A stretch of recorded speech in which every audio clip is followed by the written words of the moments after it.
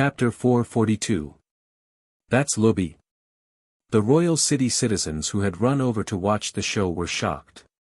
The guards at the entrance of the Wuxia family were shocked too.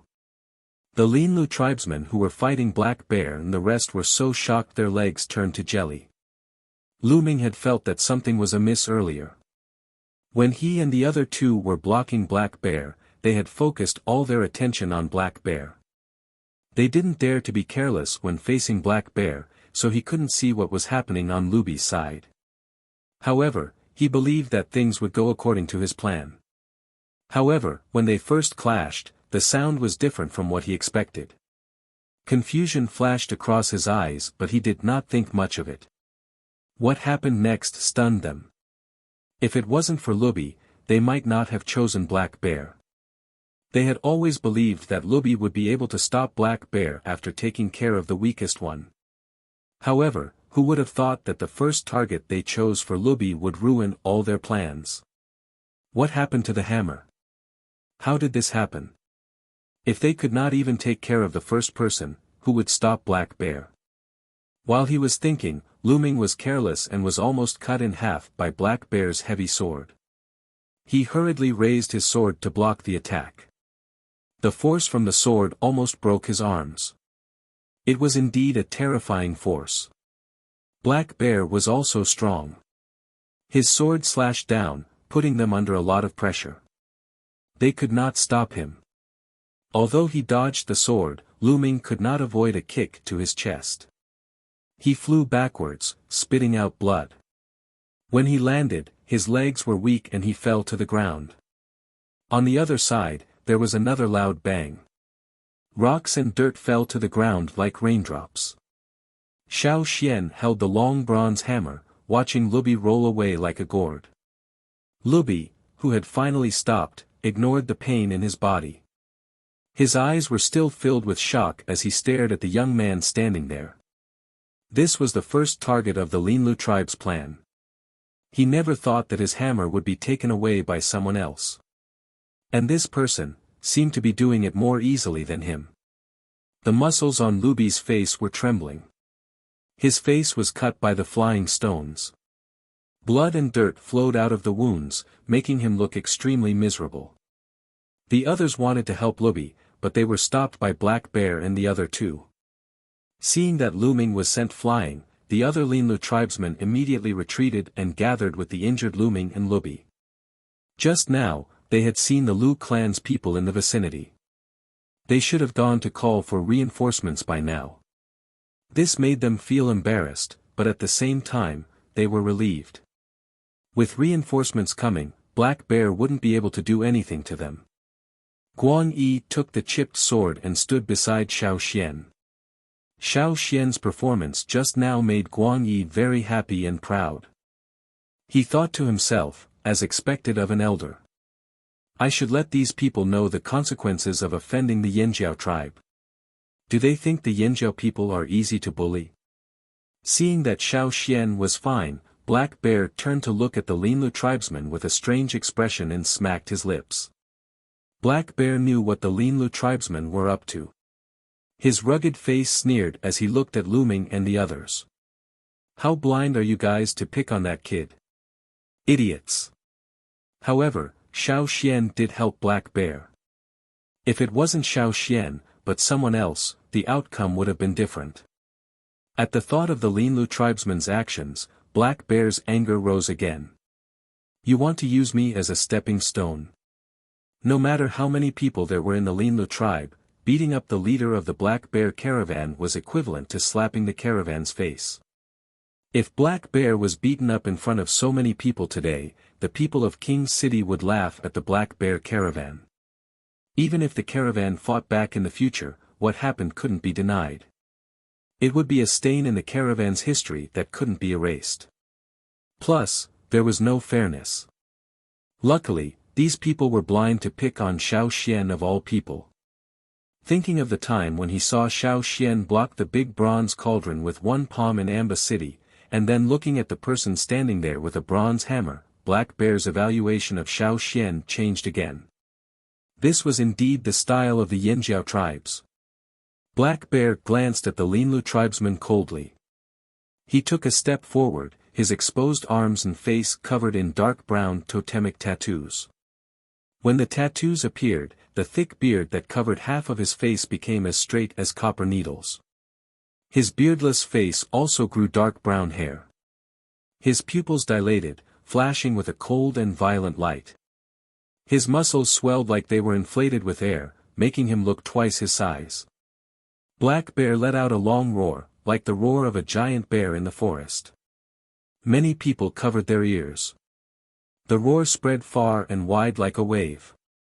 The city guards patrolling the area heard the roar and quickly ran towards it. When they arrived, they realized that it was a gang fight. They thought that a giant beast was rebelling in the city. Usually, the city guards wouldn't care about conflicts between people or tribes as long as they didn't go overboard. What they meant by "don't go overboard" was that it didn't affect the interests of the 6 noble families. As for the lives of others, that was up to them. If it was some unimportant people, they wouldn't care. Once the fight was over, compensation would be paid. The damage in the royal city would also be repaired. That was why when they saw that it wasn't a giant beast causing trouble but a fight, the city guards stopped in their tracks. "Let's go. It's Black Bear and the Lu family. It's none of our business." The city guard took one look and turned to leave. "Hey, don't go yet. Didn't they say Lubi from the Lu family is very powerful? Look at the situation over there, it's different from what we imagined. The Lu family must be bragging. There are many powerful people in the royal city. Even if they're powerful in the Lu family, they might not be ranked in the royal city. They must have just arrived in the royal city and wanted to test their skills on Black Bear. Too bad Black Bear isn't easy to deal with. There'll be trouble later. Let's not get involved. Let them fight." An older city guard said disapprovingly, "Plus, that's the Gongjia family's territory. They have their own guard so we don't have to do anything. Let's go patrol somewhere else. The crazy mammoth we killed today tasted pretty good. I wonder what the next crazy giant beast will be." The others agreed. The people of the royal city loved to watch a show, but these city guards were used to it. They weren't that curious. If they wanted to watch a show, they would have been here long ago. Then again, if they stayed here, they might get caught up in it. Why bother? Hence, the city guards hurried over and left in a hurry. When the Linlu tribesmen received the news, they gathered their men and rushed over. On the other side, the Black Bears who heard Black Bear's roar immediately ran out the door, rushing towards the source of the sound. The two parties met, their killing intent boiling. It looked like a fight was about to break out. The surrounding crowd retreated further away but did not leave. This was a rare opportunity. They had to watch it live. Hearing it from someone else was definitely not as satisfying as seeing it with their own eyes. The Gongjia family guards looked at each other. Their orders were that as long as the people outside did not fight their way in or damage the Gongjia family's door, they could do whatever they wanted outside. If there were too many people here to test their swords, there would be fights and they would have to compensate them. But now, the situation was getting worse. Although they were still some distance away from the door, it happened here. They had to go in and report it and ask for the master's opinion. Inside the Gongjia family's courtyard, there was an open-air round table made of bronze. A well-dressed young man sat at the table. Although he did not speak, he had an aura of calmness that could not be ignored. When a guard ran over, he slowed down when he saw the young man. He bowed slightly and planned to continue walking. The young man looked up with a frown. Although there was no anger in his eyes, the guard could clearly sense that the young man was angry. His heart tightened. "What is it?" asked the young man. The guard thought for a moment. "It's something outside. The Black Bears who came to test their swords are fighting with the Lu family. There are more and more people here now. I'm afraid something might happen." The young man's frown deepened. He was clearly unhappy about this. He had heard the commotion outside too, but his mind was on the forging room 10 steps away. He had completely ignored the commotion outside. Where are the city guards? The city guards came and left. The guard hung his head in silence. The young man was even more displeased, but this was how the city guards worked these days. He said, "Let them fight outside the city.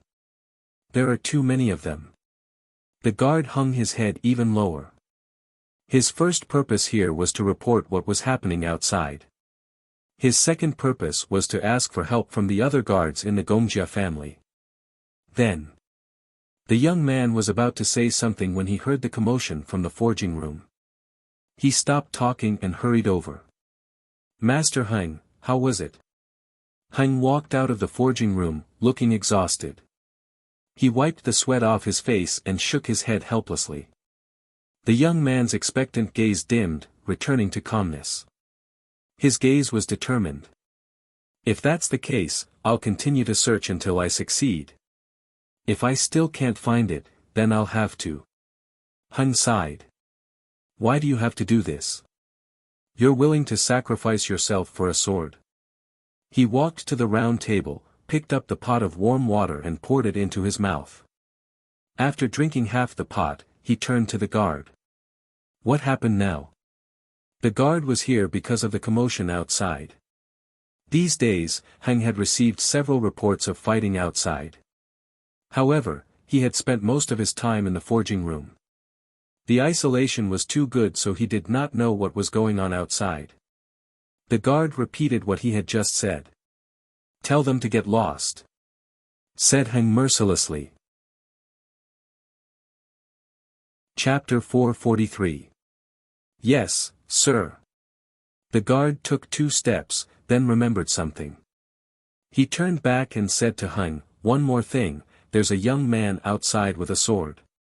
There are cloud patterns on the sword, that cloud pattern." The guard glanced at Heng. "It looks like you left it there." When the guard saw the young man fighting Lubi take out the golden sword, he paid extra attention to it. He had worked as a guard for the Wuxia family for a long time, so he knew more about weapons than others. He could recognize cloud patterns too. That was why when Xiao Xian took the sword out of its sheath, they had their eyes on it. Even though they were far away, they could see what the cloud pattern looked like. Nonsense. When did I forge a sword with cloud patterns? After returning to the royal city, other than the first few days of interaction with the Wuxia family elders, Heng spent most of his time in isolation. He was locked up in the forging room, researching. When did he forge a sword for anyone? Even if he did not give it away. He kept it in the forging room. How could it be in the hands of an outsider? It was. Wait. Heng's heart skipped a beat. He almost spat out the water in his stomach. "Wait, the kid you're talking about, what does he look like?" "What did he look like?" The guard tried to recall but realized he did not have much of an impression. He was too focused on the sword. Under Heng's gaze, the guard braced himself and said, "That kid is pretty strong. He stole Lubi's hammer and chased after him. He looks like a tribesman and the totemic patterns on his body look like flames." Heng said, "Ask him if he's Yanjiao Xiao Xian. If he is, bring him in." The young man standing at the side was already shocked, and he heard the guard say someone stole Lubi's hammer and chased after him. When he heard Heng's reply, he was even more shocked. "Yanjiao Xiao Xian? I've never heard of that name. Master Heng, do you know him? Did you really forge a sword for him?" asked the young man. Heng nodded. "If it's really him, I gave him the sword." But when the sword was mentioned, he remembered the embarrassing incident when he chopped rocks to test his sword in the Yanjiao tribe. He had been inspired by that incident when he proposed to test his sword by chopping rocks to test his sword. However, there was no need to say those things out loud. "Yanjiao, that name sounds familiar," the young man said in a low voice. That's not a person's name. It's the name of a tribe. The Yinjiao tribe, said Heng. Ah. It's them. The young man remembered. I once heard the elders of the clan mention the Yinjiao tribe. They said that every time the Yinjiao people came to the royal city, something would always happen. However, it has been many years since the last time someone from Yinjiao came to the royal city. At that time, even you, Master Heng, weren't even born yet.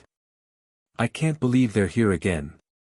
Thinking about what the elders said about the Yinjiao people, the young man said, that's true. They caused quite a commotion this time too.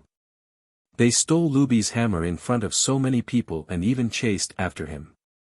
This is enough for the royal city to talk about for a long time. Heng had something he didn't say.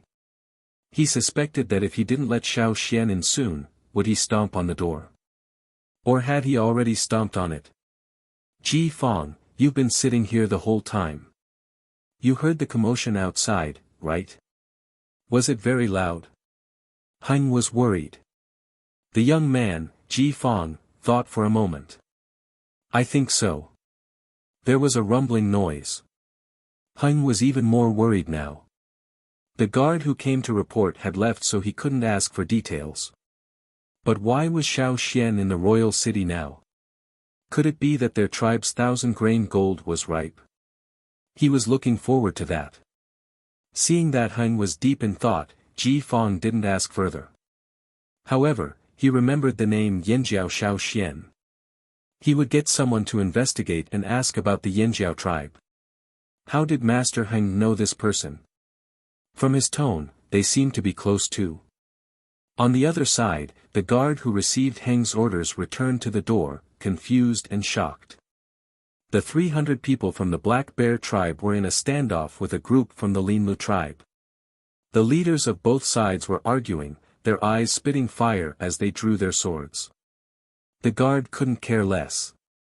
After exiting the door, he jogged towards the Black Bears. Xiao Xian and Guan Yi were standing there. The two sides that were about to start fighting stopped temporarily because of the guard's arrival. The Black Bear and Linlu tribesmen stared at the person jogging over. Both sides' hearts were pounding. Now that they had calmed down, they regretted their actions. Was the Gongjia family angry? Did they come out to threaten them? They had miscalculated, they had been too impulsive. They shouldn't have started a fight at the Gongjia family's doorstep. The surroundings fell silent. The onlookers kept their mouths shut, quieting down so they could hear what was going on. With a few hundred pairs of eyes and 3 layers of onlookers watching, the average-sized guard ran towards the Black Bears. The people around Black Bear quickly made way for the guard to speak to their boss. However, the guard didn't look at Black Bear. Instead, he walked towards Xiao Xian. "Young man, are you Xiao Xian from Yinjiao?" asked the guard. His tone was polite, not as cold and distant as usual. "I am," said Xiao Xian. "Master Heng invites you." Swoosh! The people of the Black Bears all turned to look at Xiao Xian, their eyes glowing with envy. Black Bear whispered something into Mauda's ear. Mauda nodded quickly and Black Bear sheathed his sword. He rubbed his hands and ignored the Linlu tribesman as he followed Xiao Xian. The guard didn't say he wanted to invite him, but he didn't say he wouldn't either. They had to be thick-skinned at times like this. Once Black Bear left, Mauda hurried his people back. His boss wanted them to prepare some gifts. After all, they had caused such a ruckus at the Gongjia family's doorstep. They had to do something to appease the master so they could ask for a sword in the future. As for the Linlu tribesmen, who cared about them at a time like this? They could go play on their own. Let's deal with Gongjia Heng first. The Black Bears ignored the Linlu tribesmen and left. Whoa! The surrounding crowd burst into an uproar. They had all heard the guard's words just now and were discussing among themselves. Xiao Xian didn't listen to their discussion. After entering the Gongjia residence, the noise outside was much quieter. As for the hammer, he gave it to the Gongjia guards. It was inconvenient to carry such a huge hammer around. After so many days, Xiao Xian realized that Gongjia Heng had changed. He now had the aura of a master. "Hey, it's you." Heng got up to greet him. "Master Heng, I'm sorry to disturb you." Xiao Xian smiled. "Huh, you're too kind." Heng was very happy to see Xiao Xian again. "I heard you beat up Lubi from the Lu family. Even if they came knocking on my door, I can't let them beat me up." Xiao Xian shrugged. "Do you have a place to stay in the royal city? If you don't, you can stay at my place. I have plenty of space," said Heng. Heng was worried that Xiao Xian would cause trouble and the other powers in the royal city would seek revenge. Staying at the Gongjia residence would definitely be safer. Xiao Xian understood, but he still declined. Black Bear saw that Heng and Xiao Xian were chatting happily, so he didn't interrupt. He only spoke when Xiao Xian mentioned him. "Black Bear Baimi greets Master Heng." After all, they were here with Xiao Xian, so Heng didn't show any displeasure. Plus, it wasn't their fault. Heng then introduced Ji Fang to Xiao Xian. The second son of the king, Ji Fang. To tribesmen, the king's son was the same as the chief's son next door. That was why Xiao Xian followed the other tribesmen's train of thought without any fear. Xiao Xian was here to visit Heng and give him the 1,000-grain gold. He was here to ask for a knife. "Come, let's talk inside." Heng brought them to a room not far from the forging room. That was where they received guests. The forging room was a private place, no outsiders were allowed to enter. To the Gongjia family, they could live without a bedroom, but they could not live without a forging room. The forging room held too many secrets and was too important. Of course, they could not just bring anyone in. Even Wang Er's son, Ji Fang, could only wait outside when he came to ask for a sword. Xiao Xian drew a picture of Guang Yi's knife on a white cloth. Heng knew that Xiao Xian would be staying in Royal City for a while, so there was no rush. He would make the knife for Guang Yi when he had time. "All right, I understand.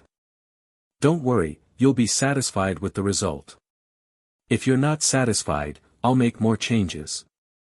"Right, how's your sword? Do you need it fixed?" asked Heng. "I do." Xiao Xian took out his sword. The blade was bent at an angle after he blocked two of Lubi's hammers. "Leave it here too. I'll fix it for you."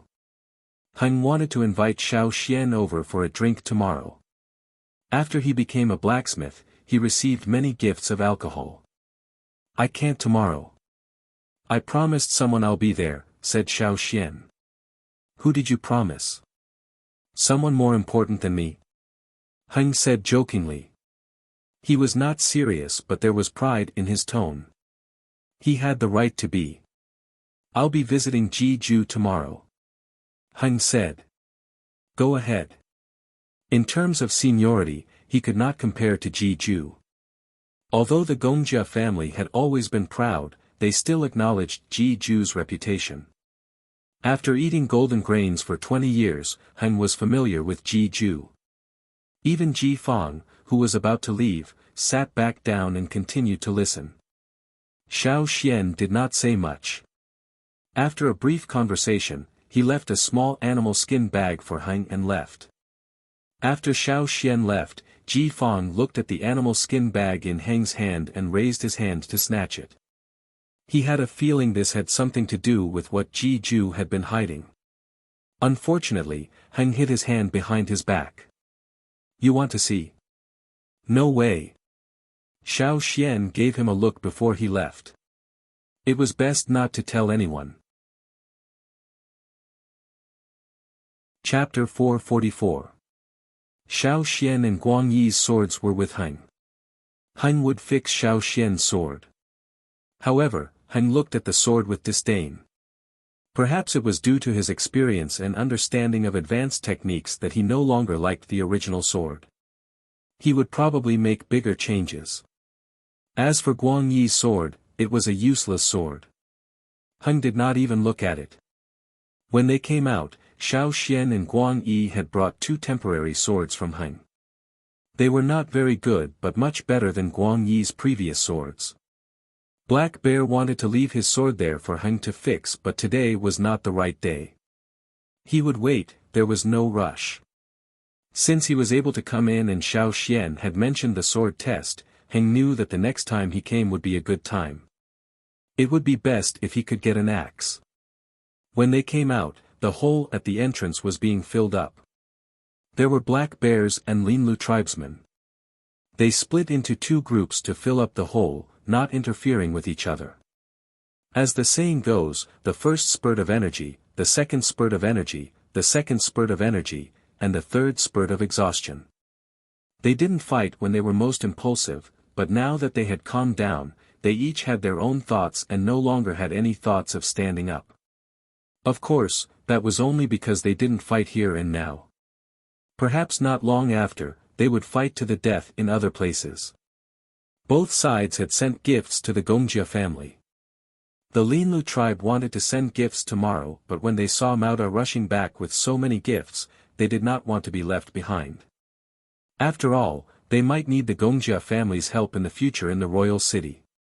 This was especially true for Master Hung, who had just emerged this year.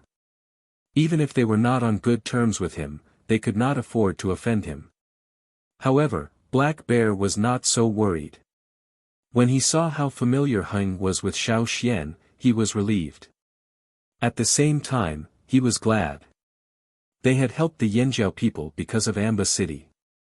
They did not expect to encounter something like this in the royal city. Who would have thought that the Yanjiao tribe, which had not set foot in the royal city for decades, would actually know Ji Ju and Heng Hengda? Even if the other people in the royal city forgot about the Yanjiao tribe, after today, there would be more people who would remember the tribe that had caused several sensations in the royal city. The ability of the people of the royal city to gossip should not be underestimated. After visiting Gongjia Hung, Xiao Xian prepared a change of clothes. He also sold 2 bags of the grains he got from Ji Ju to the Black Bears. He still had some gold leaves with him. The next morning, Xiao Xian, Guan Yi, and Black Bear went to golden grain fields again. Last time, it was mentioned that Xiao Xian should stay at the fields for a while so he would not attract attention if he ran around every day. This time, Xiao Xian brought his equipment and prepared to stay at the fields for 3 to 5 days. He wanted to see how Ji Ju's fields worked, learn more about the crops and the customs here. Black Bear was here to make himself known. At the same time, he wanted to borrow Xiao Xian's reputation to get some newly harvested grains from the steward. He could not stay at the fields for too long. Ji Ju did not invite him and he knew that. That was why after he followed Xiao Xian to the fields and made a deal with the steward, Black Bear left happily. Ji Ju did not usually manage the trade. If he had to do everything himself, why would he need so many stewards? That was why he was only in charge of the farming and left the trading to the stewards. Outsiders wanted to get their hands on golden grain. Sure, go find the steward, flatter him and bribe him. That was why the steward of the golden grain fields had such a high status. In the field, the harvest in autumn was the most abundant. Although there were crops harvested in other seasons, they were relatively less. At this time, the field had already harvested a batch of millets. The immature ones had matured one after another. During this time, the slaves in the field were very busy. They had to harvest, plant, and prepare the crops in the field for winter. Every tribulation of the 1,000 grain gold is very important. Once it passes the first tribulation, it will reach the peak of growth. Don't look at how small they are now. After the second tribulation, they will grow faster. By the third tribulation, they will have ears. Too bad you won't be able to see it, Ji Ju said regretfully. He wanted to show off but Xiao Xian and the rest had to go back before winter. That was the tribe's custom. When the 1,000 grain gold ripened, the Yanjiao tribe would have just finished their ceremony. Xiao Xian would not be able to make it. As Ji Ju spoke, he stared at the slaves who were in charge of the 1,000-grain gold. The raw materials for the fertilizer were divided into several large vats. They were all prepared by Ji-ju before being mixed and diluted a second time. Then, they were poured into the ground. Just like some medicines produced by factories, the original solution would be mixed before use, labeled as Solution A, Solution B, etc. When it was time to use, they would mix Solution A and Solution B according to the ratio in the manual. This was the same principle. Ji-ju would not reveal the secret to anyone. Even if the slaves and stewards in charge of the 1,000-grain gold knew the ratio and method of the second mixing, they did not know what the initial fertilizer was. How would they mix it? As for the ones in your tribe, Ji-ju thought for a moment, then suggested, if you plant them next year, you can try letting the meat rot. You can also add some animal bones, especially those that like to eat grass, shoots and moss. If animal bones are not enough, you can try adding bone marrow. You can do that? Xiao Xian was shocked. Ji-ju mumbled but did not explain further. Knowing that it might involve some secrets, Xiao Xian did not ask further. He noted down all of Ji-ju's suggestions and would try again next year. Ji-ju gave a few more suggestions and Xiao Xian noted them down one by one. Ji-ju felt that Xiao Xian had already told him how to plant the 1,000-grain gold. It was not nice of him to hide everything from him. That was why even though Ji-ju did not reveal the secret of the 1,000-grain gold, other than giving some suggestions, he also told Xiao Xian many other ways to plant other grains. What kind of crops were suited to what kind of environment, what kind of crops needed to be grown, and the key points to pay attention to were all explained. The Ji family claimed to have 100 types of grains but no one knew if that was true, but Xiao Xian had seen at least 20 to 30 types in the few days he had spent with Ji-ju. Ji-ju had also given some excellent seeds according to Xiao Xian's description of the Yanjiao tribe's geographical and weather conditions. The seeds produced by Ji-ju's fields were things that the tribes far away could not buy even if they had large amounts of gold leaves. Xiao Xian thanked him and put them away carefully. Even though the Yanjiao tribe mainly hunted for a living now, no one could say for sure if they would change their way of life in the future. If there was a chance to go back to the other side of the sea, he could also bring back the seeds here. Many fields had been reclaimed at the old haunt. When Ji-ju introduced the grains to Xiao Xian, the steward would often pick out the best of the newly harvested grains and put them in a few pots for Ji-ju to see. When Ji-ju picked one, someone would take the pot with the new grain. What are the grains for? Xiao Xian asked. They will be made into grave goods, Ji-ju answered. Grave goods? For whom? For me, of course. Ji-ju did not think there was anything wrong with saying this. Our Ji family is buried with grains. When the Ji family was in its most difficult times, with countless natural disasters and no harvest, we went to our ancestors' tombs to retrieve the grains that had been sealed away for emergency use. Ever since I obtained my own fief, every year when I harvest new grains, I will choose the best ones and store them away. On the day I leave, I will bring the jars with the grains sealed in them into the tomb. That way, I will be able to answer to my ancestors. In the future, if the descendants of the Ji family meet with any natural disasters, I would be able to help them. Xiao Xian. You're still alive and well but you're already thinking about your death. However, what Ji-ju said was something that many Ji family members would do. The Ji family had stopped cremation a long time ago. Even some of the younger generation would carefully store the grains after getting them. This was a tradition passed down from generation to generation. As for why they used earthen jars instead of bronze, it was because many bronze wares would rust over time unless they were specially treated. However, not everyone had the skills and confidence to do so. Thus, the Ji family had a habit of using earthen jars to store grain. The bronze wares were just one of the funerary objects. Perhaps to others, the exquisite bronze wares were the most important funerary objects. However, In reality, the Ji family's tombs were filled with various jars and urns filled with grains. That was the most important thing. Some would be sealed with the Ji family's secret technique to preserve them for a long time. Some would remain intact even after thousands of years. Some would be left unsealed in alms bowls for their dead selves. The symbolism was that after death, they would still have grains to eat and would not starve. If the later generations entered the tombs of their ancestors and saw that the unsealed urns or jars were filled with decayed grain husks or even decayed grayish-white grain powder, they would put some new grains in them as a sign of respect.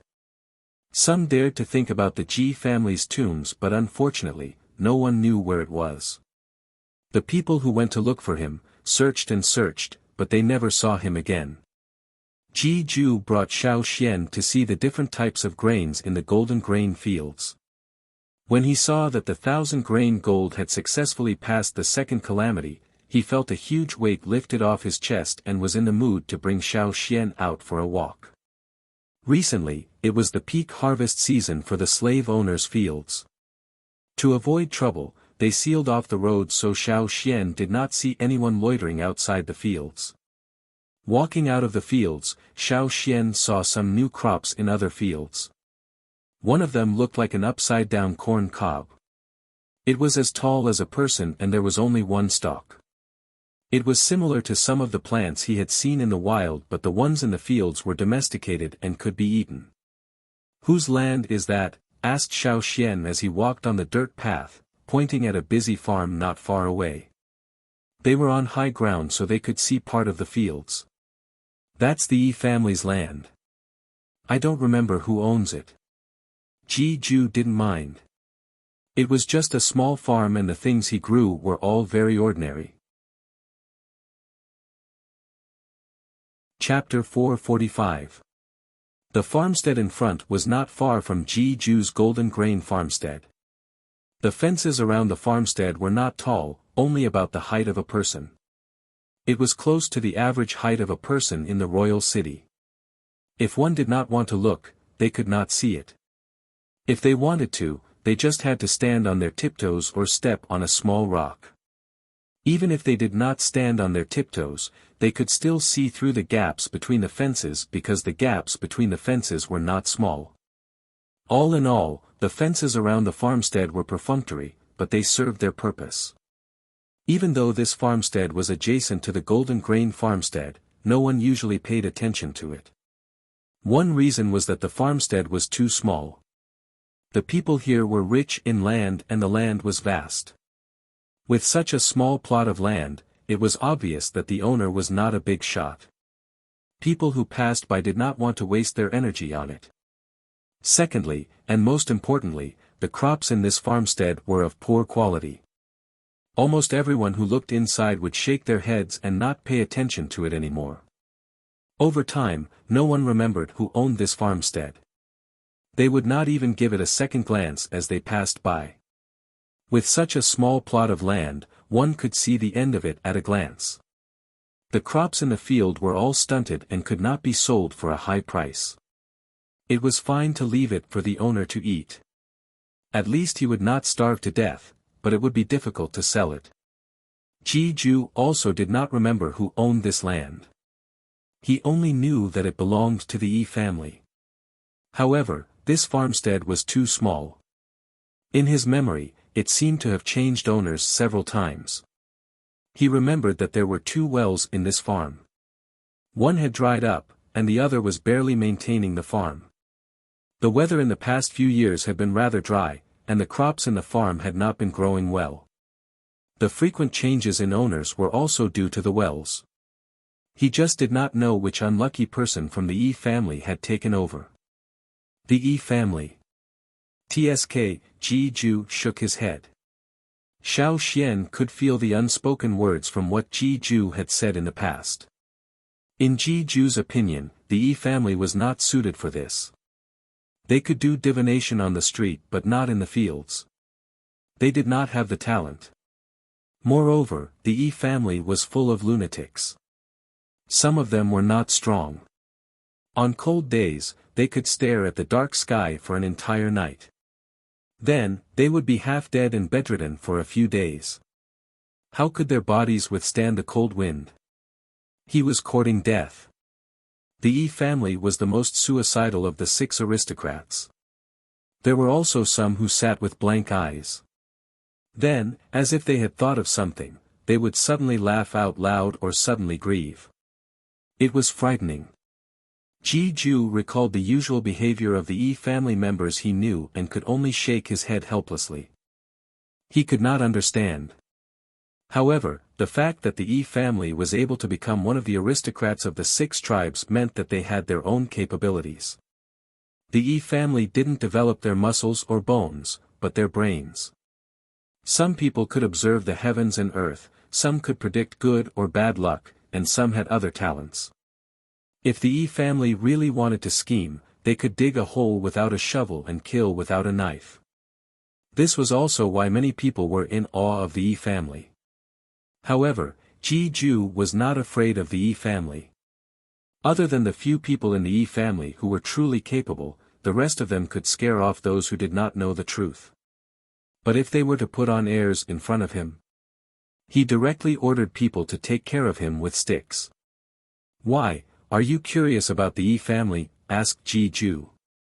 Many remote tribes came to the royal city and were always curious about the Yi family. "A little. I think they're quite mysterious," said Xiao Xian. "What's there to be mysterious about? They're just putting on an act." Ji Ju did not think much of it. However, Xiao Xian was not curious because he heard that the field belonged to the Yi family. He was just curious because he saw the scene in the field. It was the peak harvest season for most of the fields. The field not far away was the same. Although it was pathetically small compared to the surrounding fields, the overall harvest was still okay. The slaves in the field carried their bags to an open space in the field. There was a short wooden table there, and a man in dark clothes was sitting in front of the table. Although he was not dressed conspicuously, there was a sense of elegance about him. He was different from the busy slaves. The other party was young and did not look like a steward. At this time, he was sitting at the table, holding a pen and writing something on a cloth. The slaves carried their bags and reported to him, then left for the warehouse. He was probably counting. This was nothing. Xiao Xian was curious about the movements of his other hand. He saw that on his other hand, 4 fingers were slightly bent and the tip of his thumb was moving back and forth between the knuckles of the other 4 fingers. "Come, let's go take a look. You can't even farm like this." Ji Ju walked over. He had also seen the crops planted in the field. By his standards, it was simply too horrible to look at. He had only gone over to say a few words, but he felt uneasy. The person sitting in his field was counting the harvest and sighing. When he heard the report, he quickly put down his pen and walked over to greet him. "I am from the Yi family, E.C. Why are you here?" E.C. bowed respectfully and looked at Ji Ju in surprise. "Why, can't I come?" No, you're welcome." E.C. asked someone to bring a chair over for Ji Ju. "No need, I'll leave after a while." Ji Ju waved his hand. When he saw the crops in the field, his anger flared again. "What kind of land is this? I can't stand it." E.C. thought, what kind of land is this if you can stand it? But he still listened humbly. The moment Ji Ju opened his mouth, he went on and on about which plots of land were too densely planted, which plots of land were too sparsely planted, which plots of land were severely lacking in water, and that soil, was that even soil? It was as hard as a rock. E.C. listened silently with his head lowered. When Ji Ju finished, E.C. smiled helplessly.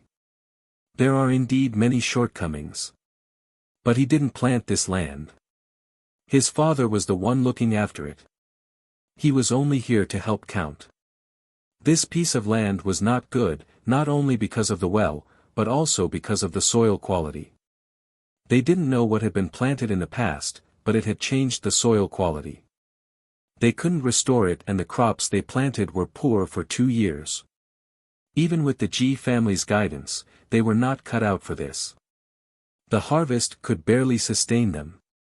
Poor. Ji Ju was angry at this person's lack of improvement.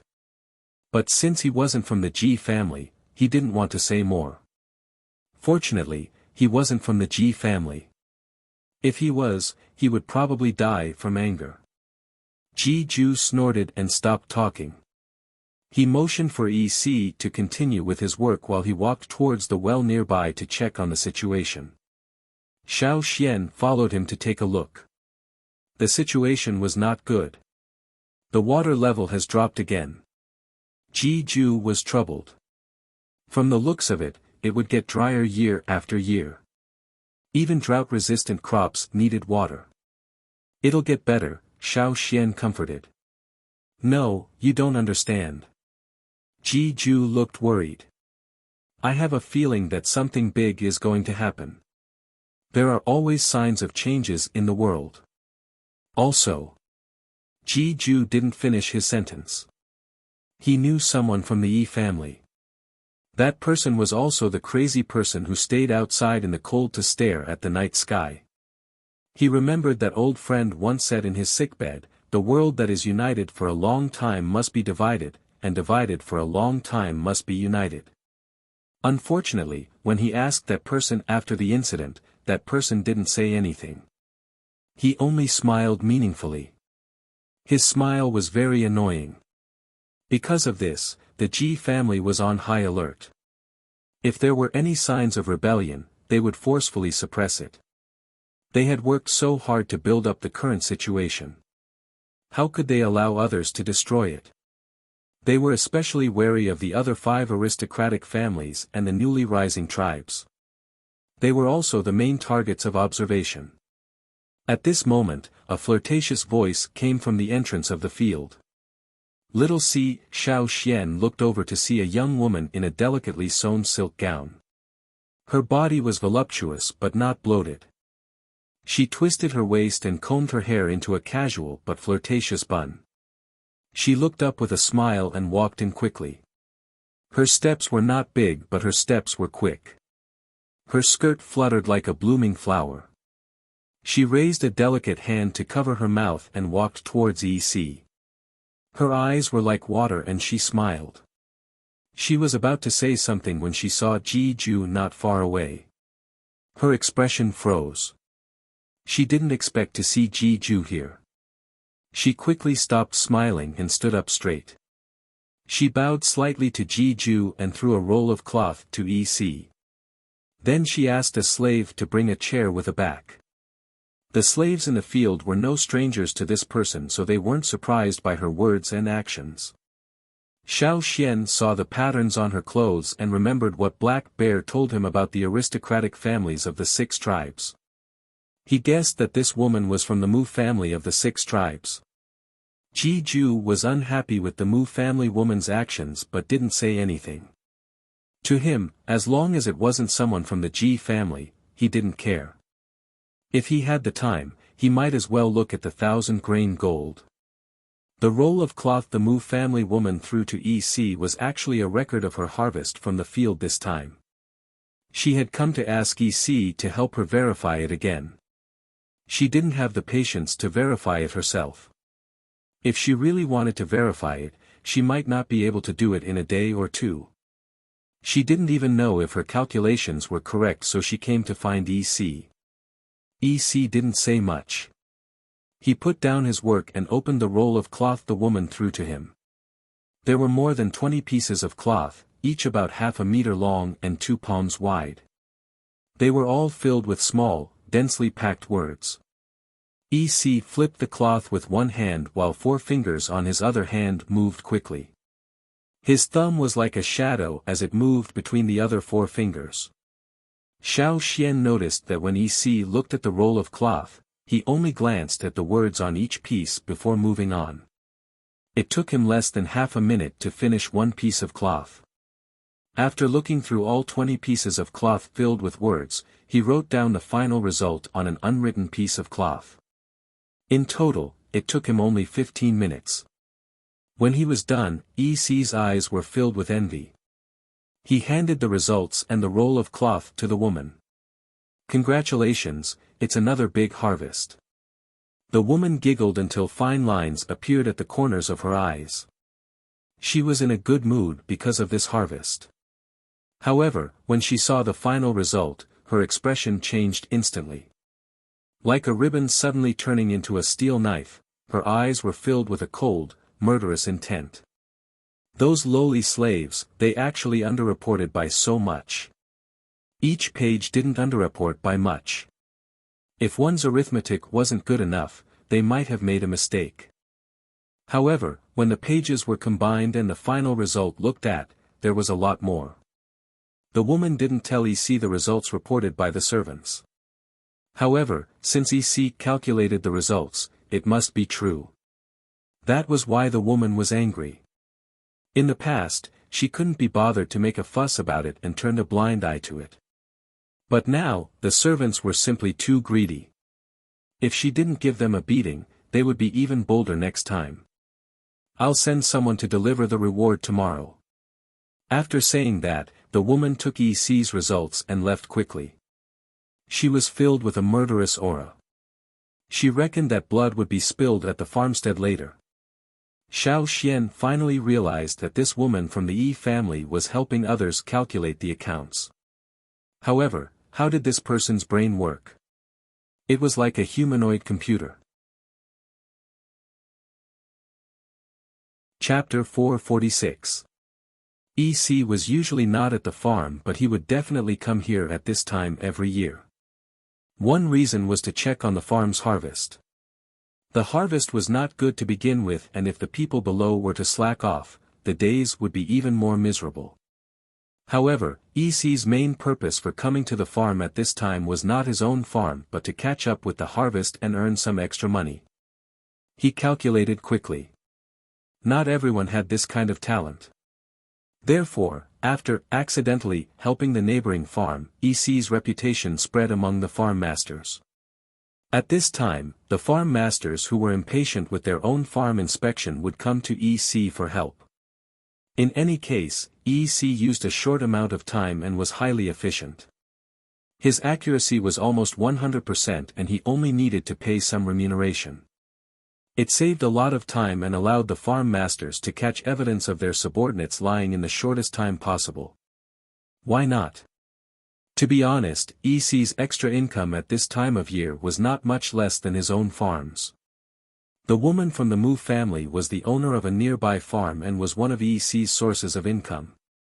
Not long after she left, someone came to look for EC. No wonder he had set the table here and looked like he was going to do something big. This way, people who entered the farm could easily find him and it would be convenient for them to accept work. Ji Ju did not stay at EC's farm for long. After seeing the situation with the well water, he went to the other farms to ask. Sure enough, every farm was in the same situation. The water in the well was decreasing every year. If the weather remained the same, it would be difficult to continue. Now, only EC's small farm with few wells was a little more difficult, but in a year or two, there would be more people in trouble. He had thought that finding some drought-resistant crops would be able to ease the situation, but now it seemed that there was still no solution. When Ji Ju returned, he was very quiet and was not in a good mood. The chief steward did not understand why and only found out when Xiao Xian whispered to him. The chief steward thanked Xiao Xian gratefully and then hurried to get some medicinal tea for Ji Ju. At the same time, he was thinking about how to persuade the farm master. Ji Ju was their golden thigh. If Ji Ju fell ill from thinking too much and something happened to him, how would the stewards live in the future? According to Xiao Xian's knowledge, there was a river not far from the royal city. The royal city had dug a canal to bring the river in years ago, but the canal might not be able to solve everything. After all, the farms outside the city were too spread out and if there was a drought, the canal would dry up. Also, Xiao Xian felt that this was not the only thing Ji Ju was worried about. There were other things that Ji Ju just did not want to tell him. Seeing that Ji Ju was not willing to talk, Xiao Xian did not continue asking. He and Guang Yi had already stayed here for many days. They had seen the 1,000-grain gold grow again after passing the second tribulation. They had also identified many useful crops and obtained precious seeds. Xiao Xian planned to leave. There was nothing to do even if he continued to disturb them. However, before he left, there was something he needed to settle. The next day, Ji Ju locked himself in his room in Qingmang Palace and did not come out. Xiao Xian went out on his own. The guards at the gates already knew Xiao Xian and did not stop him when Xiao Xian said he was just going out for a walk. Xiao Xian went straight to Yi's farm. Yi had just finished checking a thick roll of cloth for someone. Beside it were 5 burlap bags filled with grains. This was his reward. A large man with an oily face took the roll of cloth and left with a dark expression. He must have found out that his subordinates were greedy. His footsteps were filled with the smell of blood. When he saw Xiao Xian enter, Yi only glanced up without much enthusiasm. "What's wrong? Is the owner of the Golden Grain Farm not here today?" "No, I have something to ask you," said Xiao Xian. "Oh. I don't do things without a reward." Yi raised an eyebrow. "If you can solve it, of course there will be a reward." Hearing that, Yi finally looked at Xiao Xian. "Tell me, what is it? How much do you need me to calculate? Or do you want to change the accounts?" "None of those." As he spoke, Xiao Xian took out a small piece of light-colored linen cloth. There were 2 concentric circles drawn with paint on the cloth. There were also some symbols and lines on the drawing. This was the diagram of the circles left behind by the Yi family that Xiao Xian had copied from the walls of Gongjia Valley. However, he had broken down the complicated diagram and simplified it before drawing it on the cloth. Now, he was showing it to Yi. He could not understand these diagrams left behind by the Yi family, so he could not deduce what he wanted from the diagram. However, he saw that Yi was very talented in calculations yesterday. He also did not seem to have much ambition. According to what he heard from the steward of the Golden Grain Fields yesterday, Yi's family was only a marginal part of the Yi family. Otherwise, they would not have been able to survive in such a small field with poor soil quality and only one working well. Also, Yi could not perform divination, so he could not survive in the royal city's divination street. He could only use his talent to earn money. Yi saw that Xiao Xian had only taken out 1 piece of cloth. He was surprised. Just 1 piece. That was easy. However, when Yi unfolded the cloth and saw the diagram on it, his pupils constricted. He shot up and stared at Xiao Xian. "How did you get the diagram of the Yi family?" "Diagram of the ring." "So the circular diagrams were called diagrams." "You don't need to know how I got it. You just need to tell me how to solve this diagram," said Xiao Xian. Yi stared at Xiao Xian for a few seconds, then sat down again. He tapped his fingers on the table. "What do you want to know?" "Solution." "You can't possibly know." Xiao Xian did not refute. He pointed at the lines and symbols on the diagram and asked Yi to explain. Yi did not refuse. He briefly explained the meaning of those symbols and the broken line. He did not mention the core secrets, nor did he mention the key to how they used the ring analysis diagram to calculate quickly. To them, it did not matter if outsiders knew about this. The Yi family had many secrets, but very few people could understand them. The Yi family and the Gongjia family were just as confident and arrogant. However, Xiao Xian only needed to know what the lines and lines represented, and how large the numbers were. That was enough. To verify, he added some numbers into the diagram and asked Yi to tell him the final result. Then, he took out a thin charcoal stick and a piece of cloth. Since there was no place to put them, he placed the cloth on the other side of Yi's table. Yi stared at the diagram as he calculated.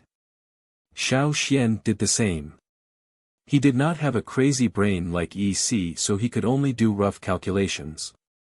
When Xiao Xian was done, EC was already waiting. When Xiao Xian stopped writing, EC looked away from the piece of cloth Xiao Xian was writing on. He looked at Xiao Xian in surprise. "You're done too?" Usually, if it was someone else, it would take at least half a day. How could he be so fast? Xiao Xian could not help but admire EC's calculation speed. He could not even do it with his fingers. "What's the result?" Xiao Xian asked. EC was still doubtful as he handed the cloth over. Xiao Xian looked at EC's result. It was the same as his own. He was satisfied. Although he was slower than EC, he just needed to understand how the ring analysis worked. He could also copy the complicated diagram from the mountain wall. "You really calculated it?" EC was shocked. Why was there someone like this around? Was he trying to steal his business? How much will I be paid?" Xiao Xian asked. EC thought for a moment, then extended 5 fingers. 50 golden leaves. 50 golden leaves were equivalent to 5 bags of grains on the ground. "However, if you can tell me how you calculated it, I won't take the reward." EC said, "You just need to tell me the rough method you used. You don't need to tell me the details." Xiao Xian counted 50 golden leaves and put them on the table. He then collected several pieces of cloth and turned to leave. "Wait!" EC called out. Xiao Xian thought EC was going to ask about the calculation. Unexpectedly, EC said, "Recently, there have been fewer birds in the sky." Xiao Xian looked at him in confusion. "What do you mean? Are you going to leave the field soon? If so, be careful." EC did not overdo it. He could not do divination, but he could come to such a conclusion based on the changes in the birds in the sky. "Thank you." Xiao Xian thanked him and left EC's field. After Xiao Xian left, EC took out a piece of cloth and used a brush dipped in sticky paint to write on it. If Xiao Xian was here, he would definitely find that what EC wrote were several vertical multiplication and division formulas that he had listed out during his calculations. Although what Xiao Xian wrote at that time seemed to be written upside down in EC's opinion, the numbers and the vertical lines were all unfamiliar to him. What EC wrote at this moment was exactly the same as the vertical formulas, numbers and lines listed on the cloth that Xiao Xian had drafted. After he finished writing, EC looked at the unfamiliar symbols and lines on the cloth and thought. From time to time, he would use the brush to draw on a number and mark it with a symbol that he was used to. "Young master, someone from the family fields is here to ask for your help." A field steward came over and told EC. EC kept the cloth and signaled for the steward to bring the person in. After this, close the gates. That's all for today. "Huh." The steward was still calculating the profits from the past few days. How much profit could he get? Why was the young master not taking any more jobs? Then, "What about tomorrow?" asked the steward. "We'll talk about it tomorrow." Yes. Although it was a pity, the steward still followed EC's instructions. He hung a sign at the entrance of the field, indicating that the people who came later could go back. The young master was resting today and did not say when he would start taking jobs again. Regardless of what happened at the field, Xiao Xian went back and called Guang Yi, who was looking after the stewards, over to discuss and leave. Chapter 447. After packing up, Xiao Xian bid farewell to Ji Ju and left with Guang Yi with the seeds Ji Ju gave them. Ji Ju was busy with something in the house. He only showed his face for a short while before going into seclusion again. The butler prepared a bullock cart for Xiao Xian. There were few horses in the fields but some cows. They were the ones who transported the grains to the royal city. The cow the butler brought out was the one used to transport the grains. "There's no driver." Xiao Xian was surprised. The butler only brought a wooden cart with a yellow cow pulling it. There were 4 carriages with tents at the back. There was no driver on the cart. There's no need for a driver. The butler smiled. After sending you here, it will come back. Aren't you afraid someone will take it away? Xiao Xian asked. Who would dare? The butler was confident. It has the mark of the golden grain fields on it. Even if it gets lost, there will be many people fighting to send it back. No one will dare to touch this cart, let alone take it away. As if it was responding to the chief steward's words, the yellow cow even mooed. All right, thank you, chief steward. After saying goodbye, Xiao Xian and Guang Yi got on the cart. After settling down, the yellow cow drove off on its own. On the dirt road, there was no one in front, so it sped up. Even if there were people, they would move aside when they saw the obvious mark on the cow. Guang Yi looked enviously at the cow pulling the cart. If only our tribe had something like that. There will be. Xiao Xian remembered the cows used to pull carts in the tribe on the other side of the sea. However, this was not the time to reminisce. Xiao Xian said to Guang Yi, be careful, it might not go smoothly. Guang Yi's heart tightened. Didn't you say no one would dare to touch the cart? That's under normal circumstances. You can't say for sure, there are always special circumstances. Since Xiao Xian said so, Guang Yi unsheathed his sword and peeked through the gaps in the curtains. Yellow Ox was running happily. Suddenly, it slowed down and lost the rhythm of its hooves. It seemed to be a little anxious. After hunting in the forest and experiencing countless life and death situations, Guang Yi's instincts were very sharp.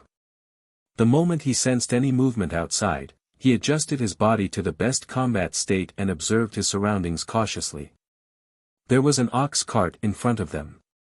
The oxen were the ones commonly used in the surrounding farmsteads.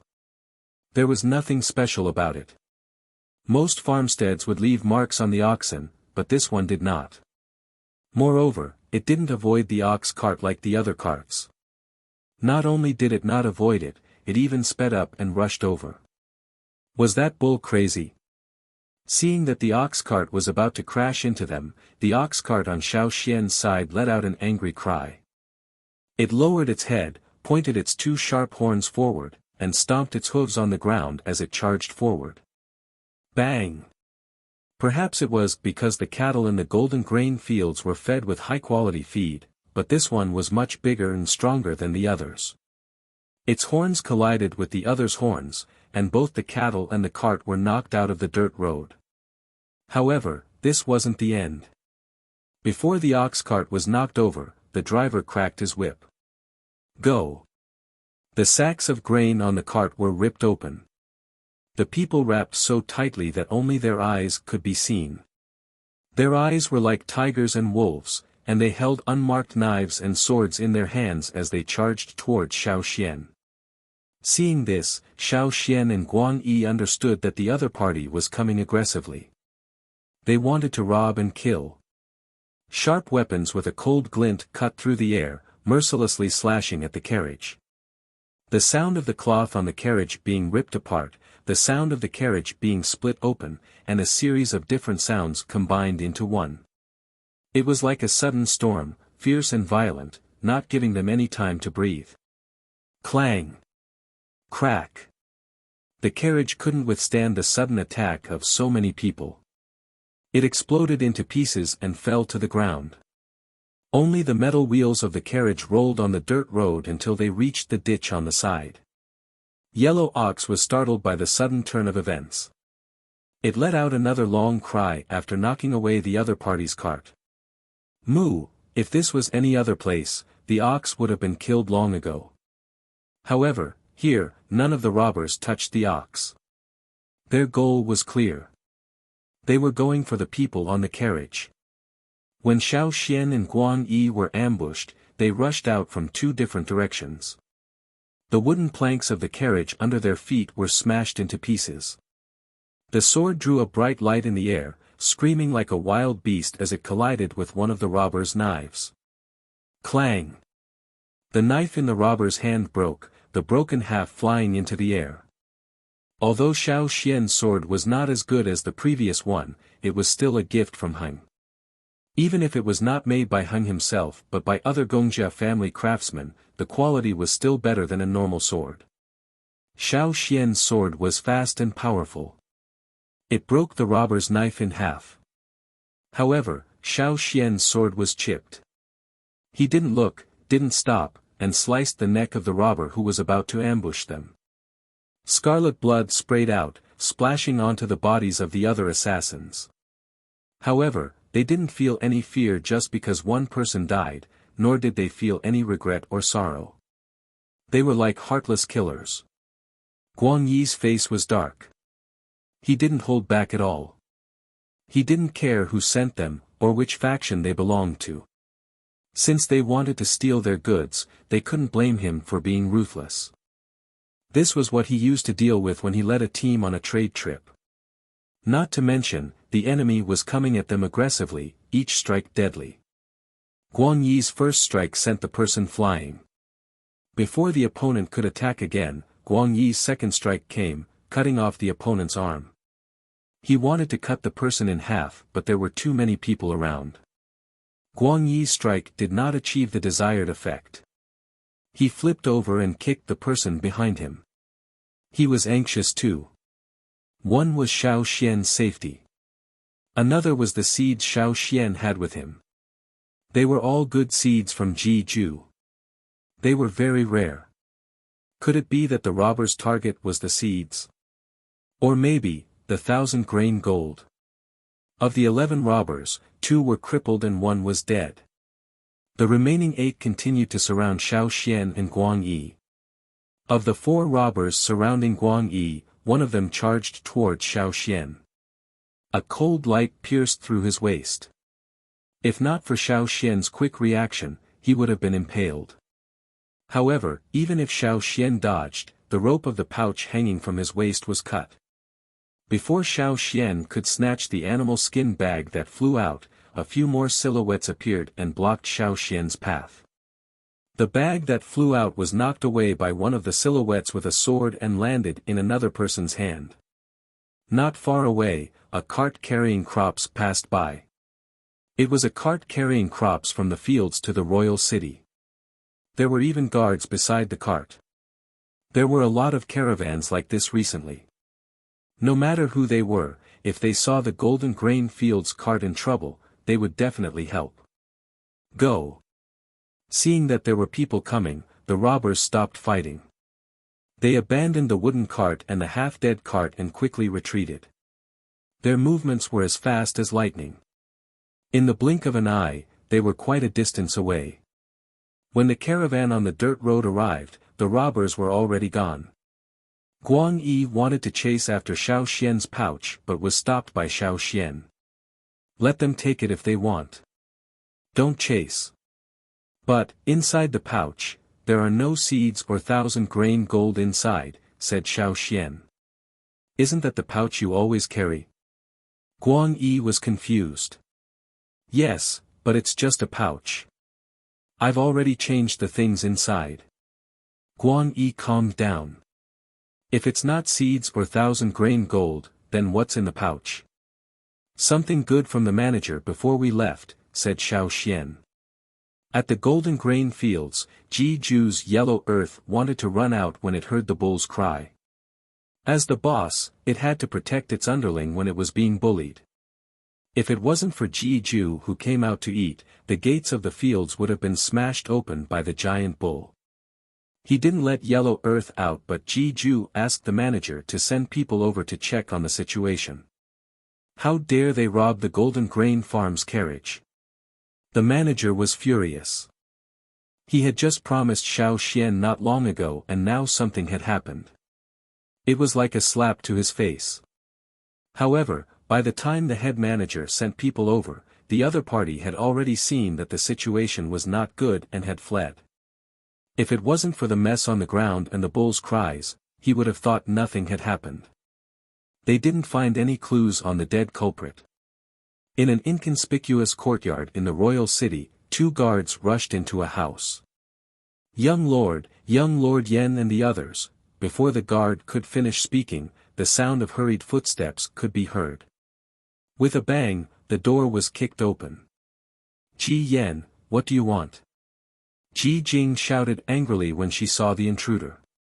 The people beside her also stepped forward to protect Ji Jing. Ji Yen looked at the people beside Ji Jing and stared straight at her. You sent people to steal Xiao Xian's pouch during the road closure. Panic flashed across Ji Jing's eyes, but she quickly calmed down. What nonsense are you talking about? I didn't send anyone. You didn't touch your own people. You borrowed someone else's hand. Don't talk about me. Aren't you eyeing that pouch too? How else would you know the situation over there?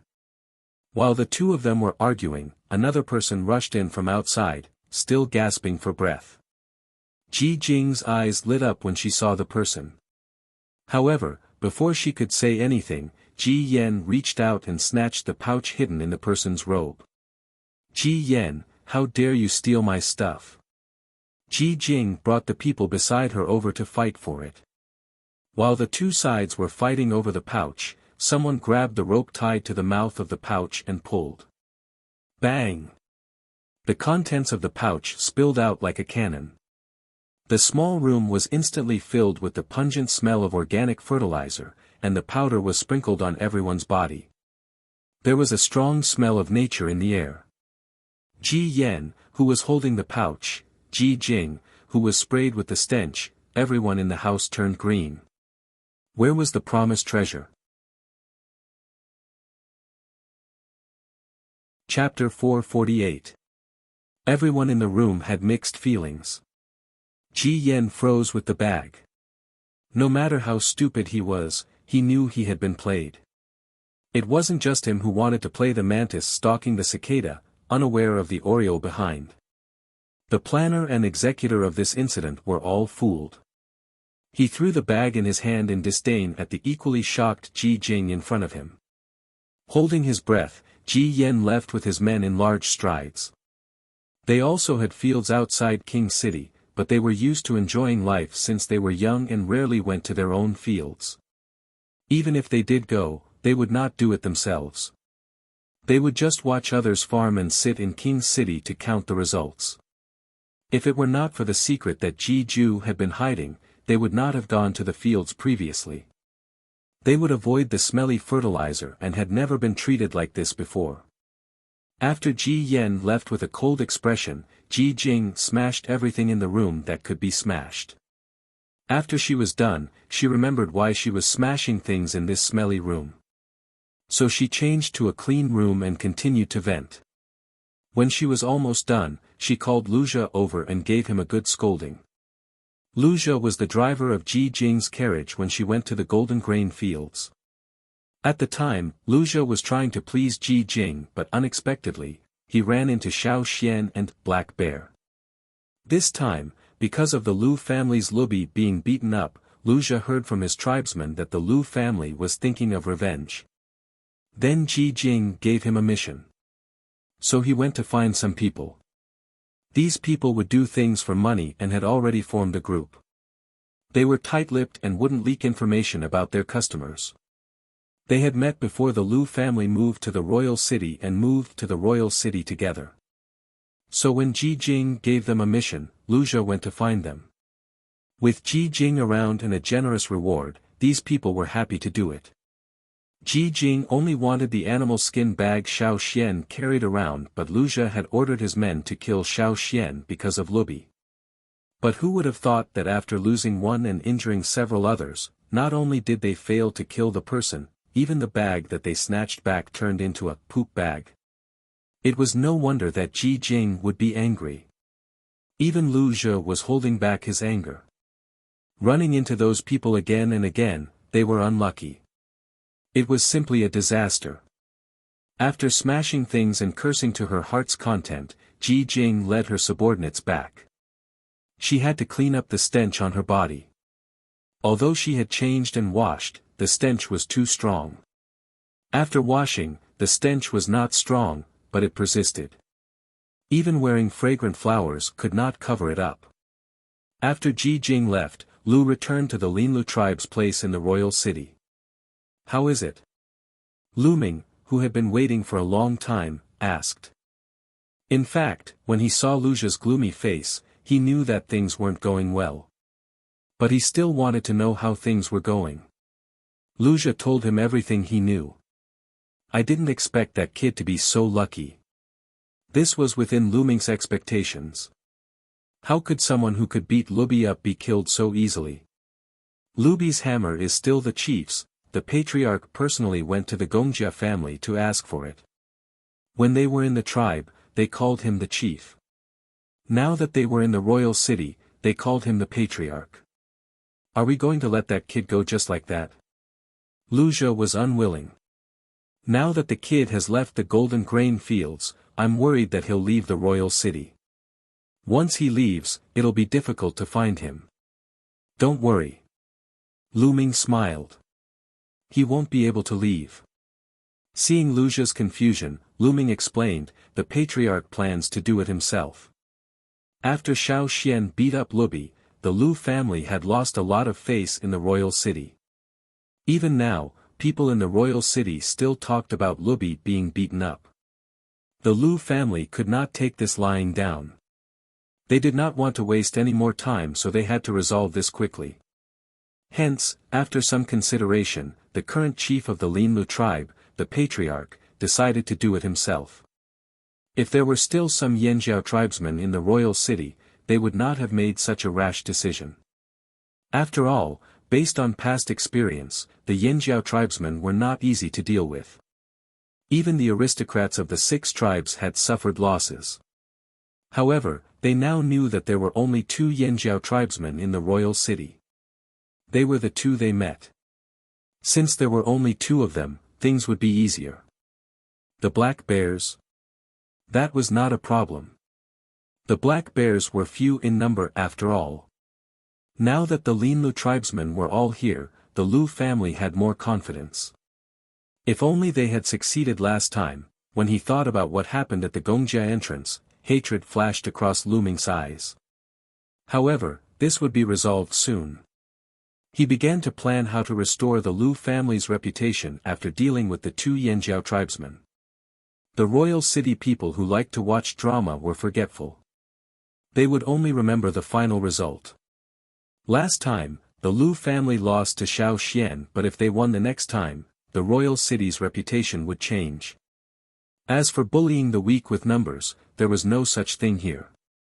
Even if there was, they would not admit it.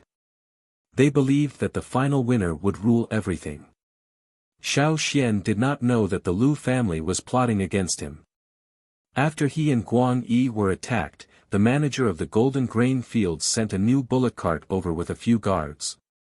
The guards and bullock cart only returned after they sent Xiao Xian and Guang Yi to the city gates. When Xiao Xian arrived at the Black Bear's outpost, Black Bear had just returned. "Xiao Xian, you're back just in time. Master Tianheng sent someone to say that your sword and knife are ready. You can take them when you come back." Black Bear was overjoyed because Gongjia Heng had promised to make him an axe. However, it would be delayed and the price would be higher. Black Bear had no objections. He was lucky enough to have Master Heng make him a weapon. Gold leaves were nothing. He could earn more if he didn't have them. "It's ready. I was just thinking of getting a new sword." Xiao Xian was overjoyed. His sword was chipped, so it was inconvenient to continue using it. It was a good time to get a new one. He was thinking that it would be great if there were good stones around so he could make a few more swords. He could polish the chipped sword and continue using it. Unfortunately, other than the good stones at the city gates, he did not see any good stones around. "I've just finished my business. I'll go with you." Xiao Xian, what's wrong with your sword? Did you get into a fight in the fields?" Black Bear turned to look at Guang Yi's sword. There were also many scratches on the blade. If there were scratches like that, it was definitely not a small fight. A few more hits and the sword would break. Xiao Xian briefly explained the situation to Black Bear. Black Bear was silent for a moment. His smile faded and he said sternly, "Xiao Xian, I advise you to leave the royal city as soon as possible. Almost all the people from the Linlu tribe have moved here. Once things settle down, I'm worried that they will attack you. Xiao Xian, you don't know this, but while you were at the golden grain fields, some of our people managed to sneak in. If it weren't for the tight security, someone would have stolen our stuff. Especially the grain cellar and the crypt. Your grains are all in there." "For the 1,000 grain gold," whispered Guang Yi. "No, not completely. That's just one of the reasons. More importantly, you've been targeted. More things might happen in the future," said Black Bear. It was hard to find a chance to deal with Black Bear, but it was much easier to deal with Xiao Xian. After all, Xiao Xian did not have a place to stay here. Plus, he was alone. I understand." Xiao Xian had already thought of this when he was attacked. Now that he had met Heng and learned about the 1,000 grain gold, it was time to leave. It was more dangerous to stay here.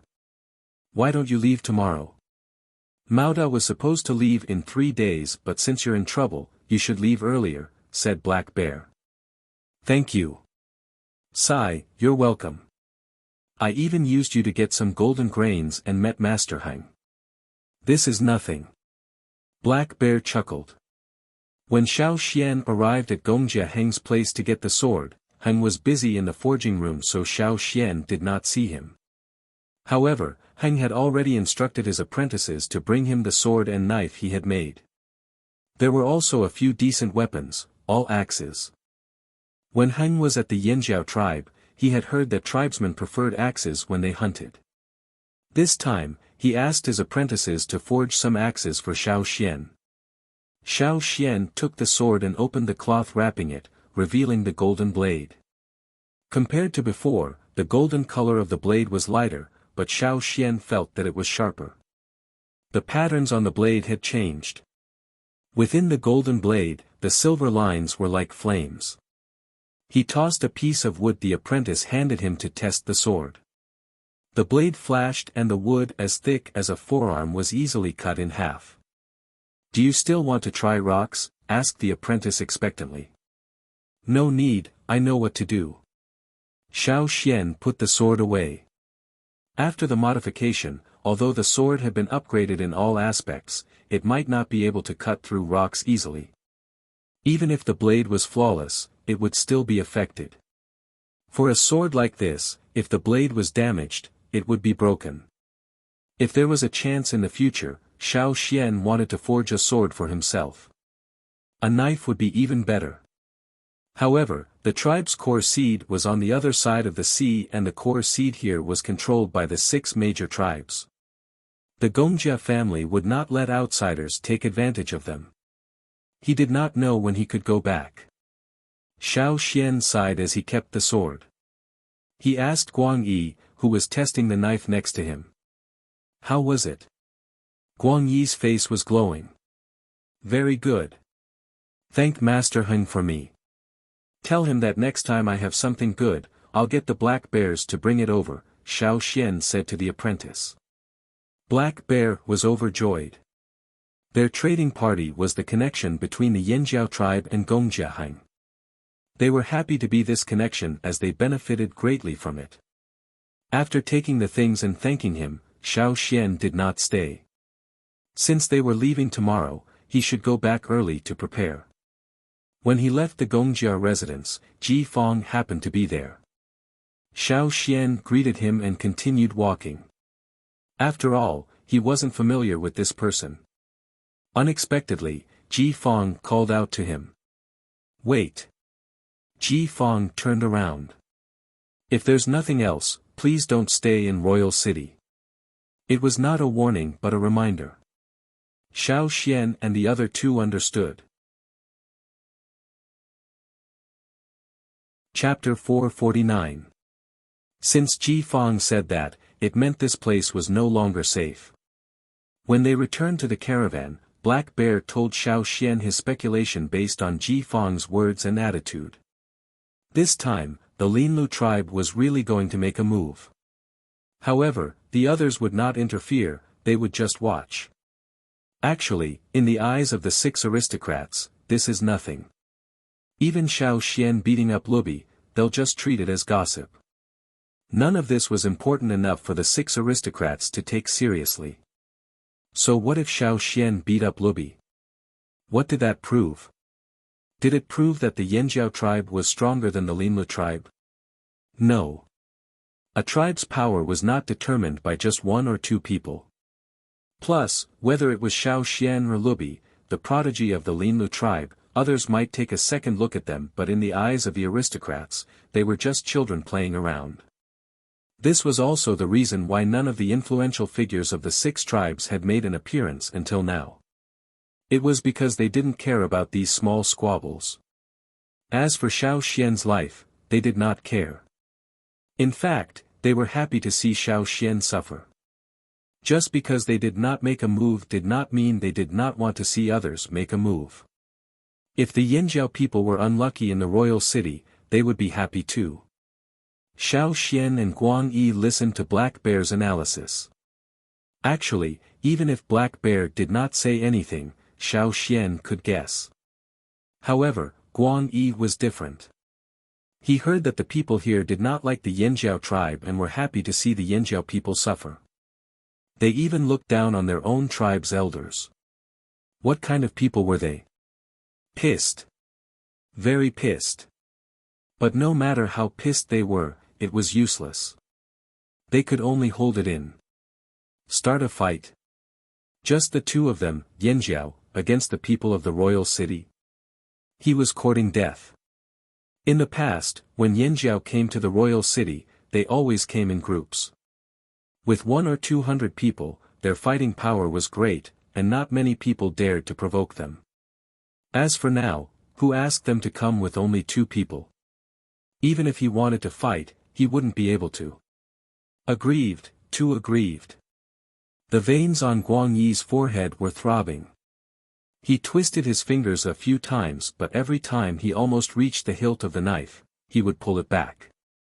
He wanted to tear the house apart. But we're leaving tomorrow, so don't think too much about it, Black Bear comforted. Unfortunately, Black Bear's words did not work on Guang Yi. They had to leave the royal city every day. It was not because they wanted to leave, but because they were forced to leave by the situation. They had to leave with grievances and unhappiness. Actually, I'm worried that the Linlu tribe will stop you from leaving the city tomorrow, Black Bear said worriedly.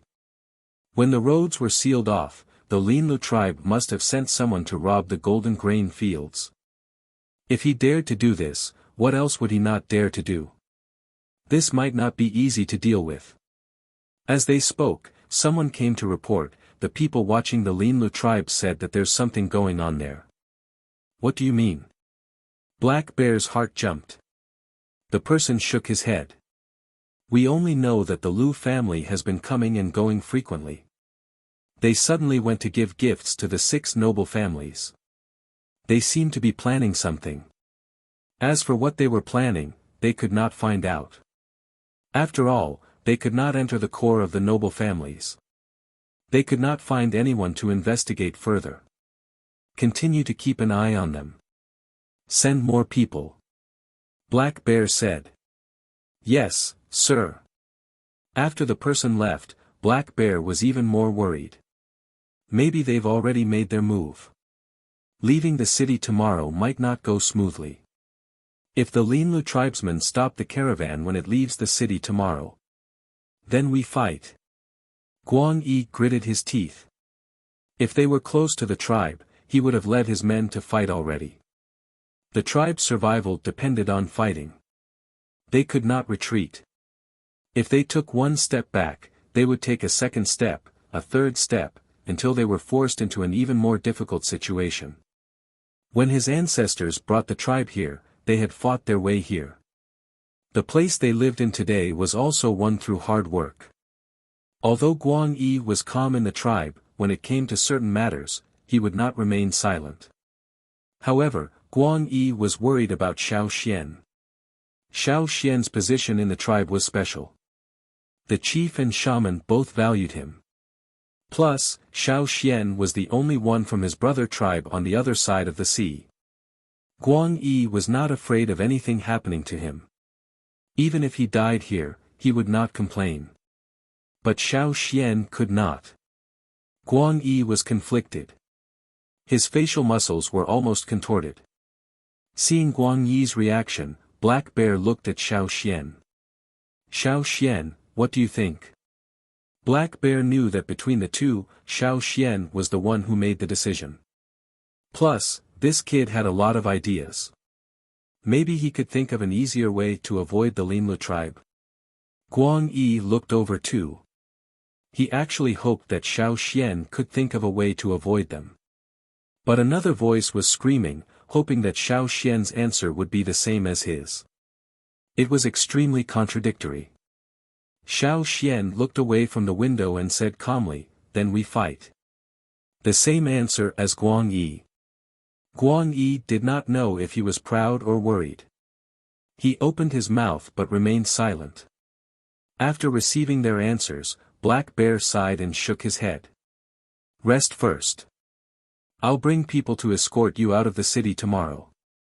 After Black Bear left, only Guang Yi and Xiao Xian were left. Guang Yi was conflicted. He wanted to persuade them but before he could, Xiao Xian said, "Sleep early. You'll have energy to fight tomorrow." Guang Yi shut up. The next morning, Mao Da led the team leaving Royal City and loaded the goods onto the bears' backs. Xiao Xian and Guang Yi went over to help. "Did you sleep well last night?" Mao Da was worried that the two would lose sleep because of the Linlu tribe but they did not look like they slept through the night. "Pretty good," Xiao Xian said, "thank you for your hospitality on this trip to Royal City." Don't mention it. Boss said we got a lot of benefits too," Mao Da said with a smile. Then he turned to check on the other bear. When he turned, the smile on his face disappeared. His eyes were filled with worry. The latest news was that the Lu family wanted to stop them. But it was better to wait for boss instructions and see if there was a better way. This time, the Linlu tribe's target was not the Black Bears but the Black Bears would not abandon Xiao Xian and Guang Yi because of this. They had their principles too. If they abandoned Xiao Xian and Guang Yi, it would look like they were afraid of the Linlu tribe. Just because of this, they had to accept the challenge. Mao Da tugged on the bear's ear. Wasn't it just the Linlu tribe? What was there to be afraid of? Let's fight then. We'll continue what we didn't finish last time.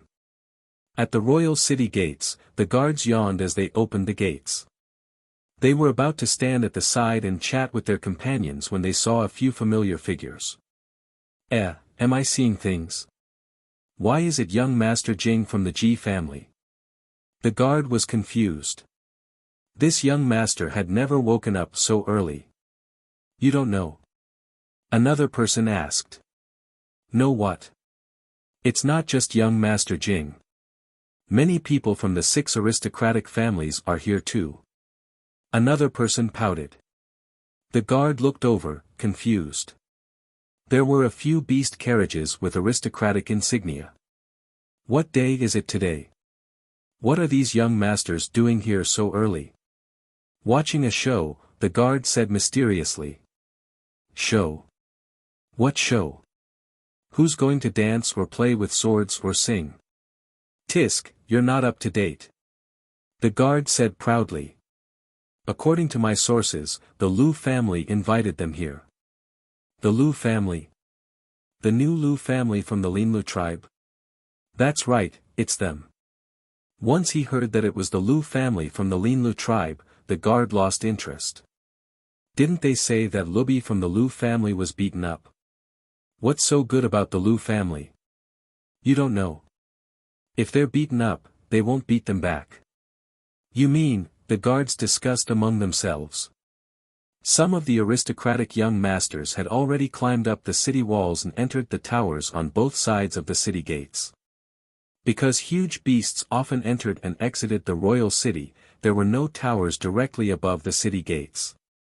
Instead, there were towers on both sides of the city gates. These aristocratic young masters had received gifts from the Lu family yesterday. Among the gifts was a letter inviting them to the towers to watch the show. Others might not be interested and came to join in the fun.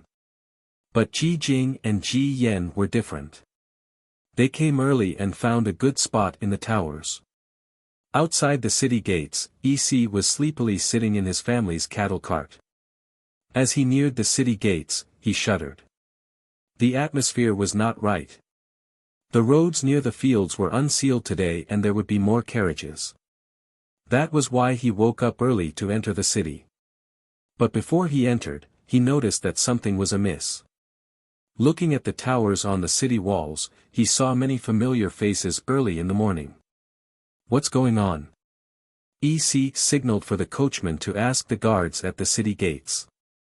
Not many of the guards knew about this earlier, but now that the news had spread like wildfire, everyone knew about it.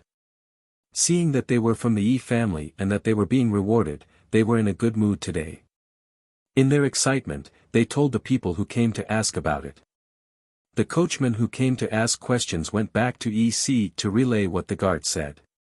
The Lu family. Yanjiao. EC thought. He knew that the young man who went to the fields with Ji Ju that day was from the Yanjiao tribe. And there were only 2 Yanjiao tribesmen who came to the royal city. Young master, shall we continue? Asked the coachman. No, you drive the cart back. I'll go up and watch with them. Although EC was a minor figure in the Yi family, as a descendant of the Yi family, he had the right to go up the city walls. Seeing that EC had made his decision, the coachman could only follow. When EC walked up the city walls, he noticed that many people had woken up early. Other than the Yi family, there were people from the other 5 families. Even the people who usually slept like pigs were yawning as they came over. EC did not go into the tower. He could not squeeze in, so he could only watch from the outside. Actually, it was not a bad thing to watch from outside. Chapter 450. Not long after EC stood still, another group of people walked up the wall. It was a few members of the Yi family. When they saw EC, they were shocked. They did not expect to see EC here. EC's presence was too inconspicuous. If not for him, they would have forgotten that the Yi family had a person named EC. Hey, isn't this EC? Why aren't you farming in the fields? One of them asked with a smile, his eyes filled with mockery. The Yi family had the least amount of land among the 6 noble families. If they were to use the Ji family's label, they would be considered poor. Without land, no matter how much they had, they would still be poor. However, the Yi family did not think that way. They felt that only useless people would farm. The capable ones would just sit at home and collect money. Therefore, in the eyes of the Yi family members, EC was the most capable one. Perhaps, 3 generations ago, these people might not have been able to compare to EC's family. However, things were different now. No matter how useless they were, they could still sit on the street of divination. For people like EC, who did not even have the skills to make a living on the street of divination, they could only rely on their ancestors' influence to get a small piece of land to pass their days. Therefore, when the Yi family members walked up the wall, they did not even look at EC, who was now a marginal figure. Only the one who wanted to step on him said a few words. When he heard the other party's words, EC did not appear angry. Instead, he explained, I just came from the fields. I heard that there was a show here, so I came to take a look. The other party did not want to continue talking to EC. They still had to go to the tower and had already reserved seats for them. They would not stand outside in the cold wind like EC, who was like a guard at the city gate. But just as he was about to leave, the man caught a glimpse of the bag hanging on EC's waist. Then, he remembered that EC had said that he came from the field. Maybe there were gold leaves in the bag. He knew that EC would help people in the fields to make money every year. Looking at the big bag hanging on EC's waist, he knew that EC had made a lot of money this year. The man's eyes moved, and he turned his foot back to face EC. It's boring to just watch like this. Why don't we play something fun? That person said. For example. EC looked at him. Why don't we make a bet? I heard that the Lu clan is going to fight with someone. The man suddenly forgot who the other party was and only remembered the Lu clan. I heard that we have to deal with 2 Yanjiao soldiers. Isn't this a little inappropriate? EC asked with a frown. How is it inappropriate? Hasn't it always been like this? The man didn't think much of it. After all, he had seen this kind of thing many times before. In this world, people bullied the weak with numbers. If you didn't have enough people, you shouldn't cause trouble. If you did, you couldn't blame others for putting up a big fight to bully you. It didn't matter what the cause was, or whether the goal was what everyone said. The spectators didn't care. They were just bored and wanted to pass the time. Didn't the Lu clan lose before? I don't think they'll win this time, EC said.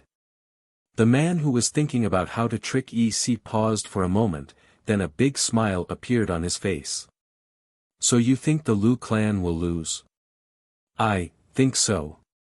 EC's tone was uncertain. Then let's make a bet. What are we betting on? A voice interrupted. Oh, it's Yi Bing. The man's tone was completely different from when he first called out EC. Now, he was trying to curry favor with Yi Bing. Yi Bing was wearing a gray fur robe with white edges. He had just led his men up the city walls when he heard someone mention a bet.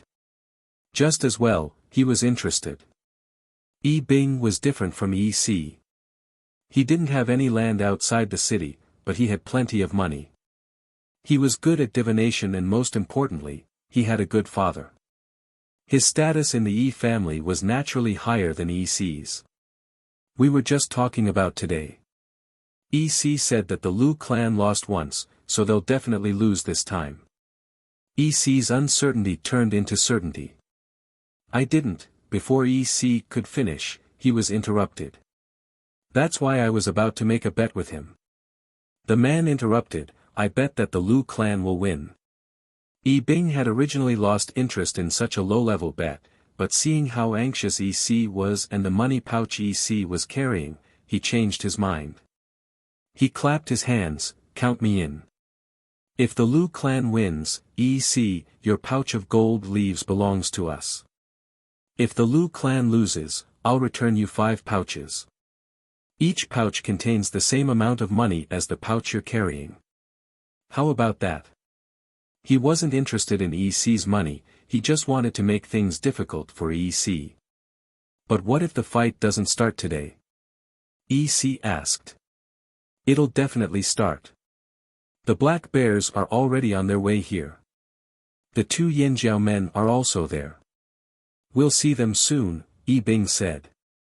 EC was about to speak when the man beside him interrupted, it's decided then. Come on, EC, hand over your pouch first. Don't run away when the time comes. EC had no choice but to open his pouch reluctantly. As soon as he did, the other party snatched the pouch away and went to count the gold leaves. Alright, EC, we'll hold on to your pouch of gold leaves for now. When the Lu clan loses, I'll return it to you along with the bet. Yi Bing called the man who was counting the gold leaves and headed towards the tower. He didn't ask EC to join them. As he watched the group enter the tower, EC's anxious expression faded away. His eyes even flashed with joy. I'm rich. I'm rich.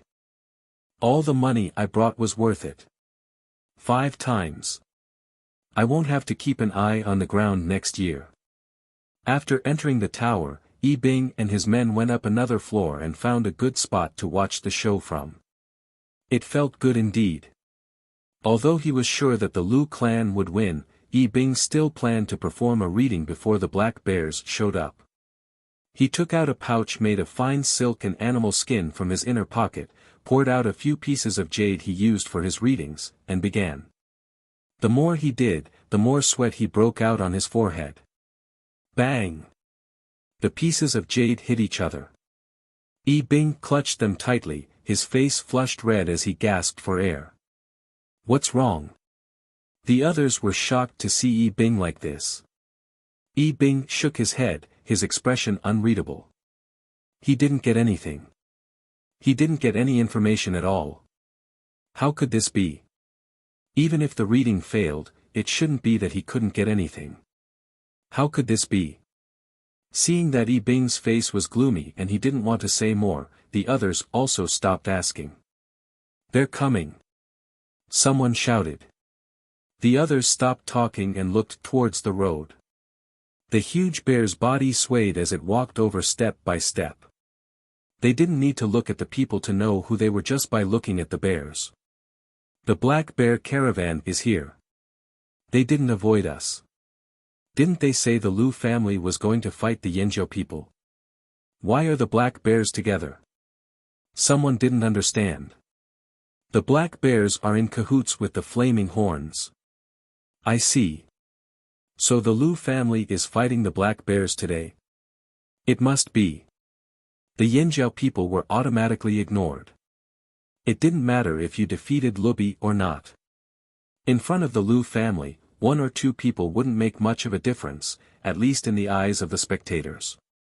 On the other side, Xiao Xian and the black bears were walking towards the city gates. On both sides of the road in front of the city gate, there were many onlookers. Some of them were from the Lu family.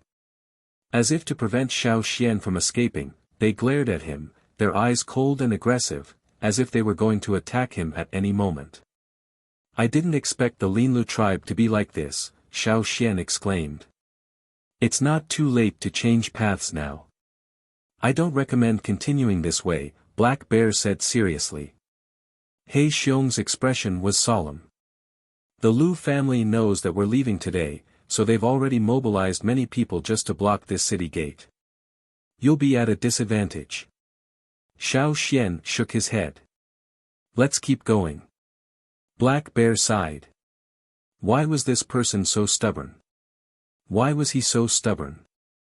Although everyone knew what was going to happen, no one stopped. Under everyone's watchful eyes, the black bears and the merchants continued walking towards the city gates. When Xiao Xian reached the city gates, 2 groups of people rushed out from both sides, blocking the entrance. They looked at Xiao Xian like he was a hopping grasshopper. How dare you block my way? Black Bear took a large step forward, raising his hand to draw his sword, but Xiao Xian grabbed his arm. Black Bear looked at Xiao Xian in confusion. Xiao Xian gestured behind him. Turning his head, Black Bear saw the person who was leading a group of people towards him. The leader was the current leader of the Linlu tribe, the head of the Lu family, Lu Zong. Lu Zong wasn't very tall, but he gave off an oppressive aura. The people standing next to him felt even more pressure than Lubi. At this moment, the current leader of the Lu family walked over with his men. He wasn't afraid of Xiao Xian escaping. Plus, there were Lu family members blocking the way. With so many people blocking the way, it wouldn't be easy to escape. He purposely let the 2 Yanjiao people walk to the city gates before leading his men out. He wanted them to experience the feeling of not being able to leave even though the exit was right in front of them. Today, he didn't plan on letting these 2 Yanjiao people leave alive. Even if the Yanjiao tribe found out, what could they do? Could they take revenge on the royal city? What a joke! If they hadn't moved to the royal city, the Lu family would have been worried when they heard about the Yanjiao tribe. But things were different now. They were in the royal city, in the territory of the 6 noble families. If they joined the 6 noble families, no matter how bad their relationship with Yanjiao got, the people of the royal city would still side with the Linlu tribe if they had to choose between the Yanjiao tribe and the Lu family. Everyone who came to watch the show would also side with the Lu family. Because they thought they had a strong backing, they didn't have to worry about being harassed by other tribes in the royal city. They didn't have to worry about the consequences, so they could act without fear. Lu Zong's gaze swept past Black Bear and stopped on Xiao Xian. His voice was icy. Today's matter is between the Lu family and the Yanjiao tribe. It has nothing to do with anyone else. Those who have nothing to do with it can leave now. What he meant was for the Black Bears to get out of the way. What was supposed to be a matter between two Yanjiao tribesmen was now a matter of the entire Yanjiao tribe. It sounded even more imposing. Black Bear smacked his lips and raised his hand at the people of the caravan. Listen up. Whoever dares to block our way, we'll cut them down one by one, two by two. If you cut down too many, you'll be rewarded with gold leaves and gold knives. When Black Bear first spoke, the Lu family thought he would ask the caravan to leave. They didn't expect him to say something like that. It was a direct provocation. Seeing the Lu family's expressions change, Black Bear asked loudly, "What did the ancestors say?" The people of the caravan shouted in unison, "We can't lose our momentum just because of the enemy's formation." Roar! The giant bear of the caravan bared its fangs and roared as well. Those who wanted to enter the city and those who wanted to leave, whether they were humans or beasts, were all frightened by the aura. Were the Black Bears for real? Wasn't it a feint like last time? This was a rare opportunity. They had to watch. Lu Zong's expression darkened. He realized that the Black Bears who had stayed behind to guard the royal city had arrived. In his heart, he didn't want to start a fight with the Black Bears here. Who knew that the Black Bears would insist on protecting the two Yanjiao tribesmen? Since when did the Black Bears have such a good relationship with the Yanjiao tribe? Just as Lu Zong was considering whether to start a fight with the Black Bears here, Xiao Xian spoke up. "I think this matter should be settled between me and the Linlu tribe's chief." Chapter 451. Xiao Xian's words were exactly what Lu Zong wanted. Even though he was prepared to fight the Black Bears, he would avoid them if he could. Fighting the Black Bears would cost him a lot. But if it was just one person, it would be much easier. Now that Xiao Xian had stepped up himself, it saved Lu Zong a lot of trouble. It would be great if he won, but if Lu Zong lost, someone else would step up to fight Xiao Xian. This was something they had discussed before.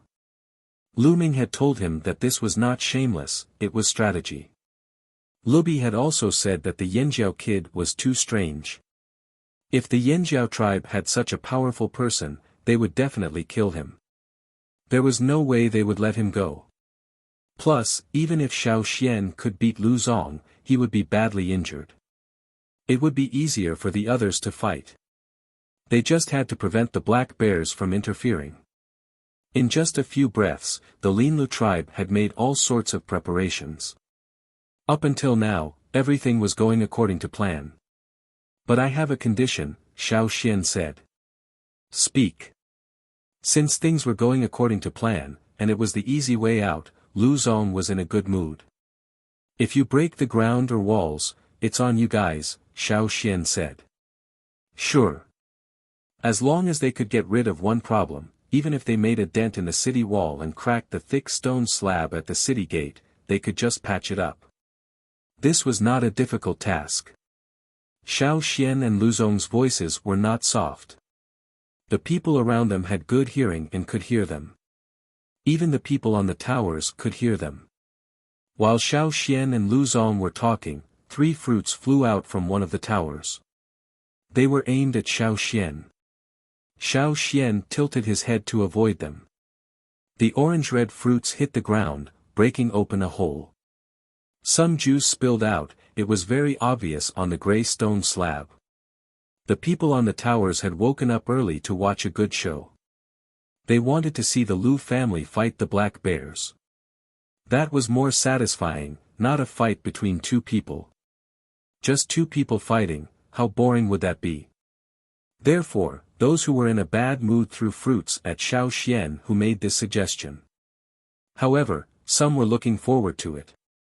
Xiao Xian had defeated Lubi easily. They wondered how he would fare against the head of the Lu family. Those who were smart already knew that whether or not Xiao Xian could beat Lu Zong, he would not be able to leave the city today. Interesting. Black Bear understood, which was why he didn't understand why Xiao Xian accepted the challenge. Why bother? Move to the side, Xiao Xian said to Black Bear and Guang Yi. Black Bear sighed. He did not try to persuade him anymore. It was useless anyway. He might as well let this kid suffer a little. At most, he would attack him when the situation changed. Move a little further, Xiao Xian said. What are you thinking? Black Bear said angrily. A little further, Xiao Xian said sincerely. Black Bear was speechless. If they moved far enough, would help be able to make it in time.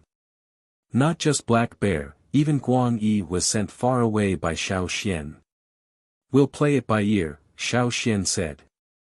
What's the point of moving so far away? Black Bear had Mao lead the team further away. If they fought later, the goods would be damaged. Luckily, the area in front of the city gate was spacious. On the tower, Yi Bing took out the jade stone again. He wanted to see who would win in the battle between Xiao Xian and Lu Zong. Still, he could not tell. Lu Zong gave the people around him a look, telling them to keep an eye on Black Bear and not let him interfere. I am the current head of the Lu family, Lu Zong. Lu Zong stepped forward and announced loudly.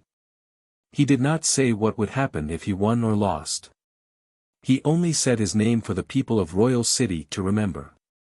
Xiao Xian saw Guang Yi and the rest retreat and turned back. Yanjiao tribe, Elder Xiao Xian. Elder? Such a young elder. No wonder he could win against Lubi and force Lu Zong to fight personally. All the more reason to not let him go back alive.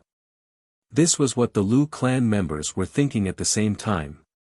A strong wind blew. Outside the city gate, the unharvested grains and weeds were blown in one direction by the wind. Inside the city gate, it was eerily quiet. The atmosphere was tense. You're young, so I'll let you go first, said Lu Zong, as if he was giving in. In fact, compared to attacking, he was more adept at defending and making the most powerful counterattack against his opponent's attacks. No need. You're old.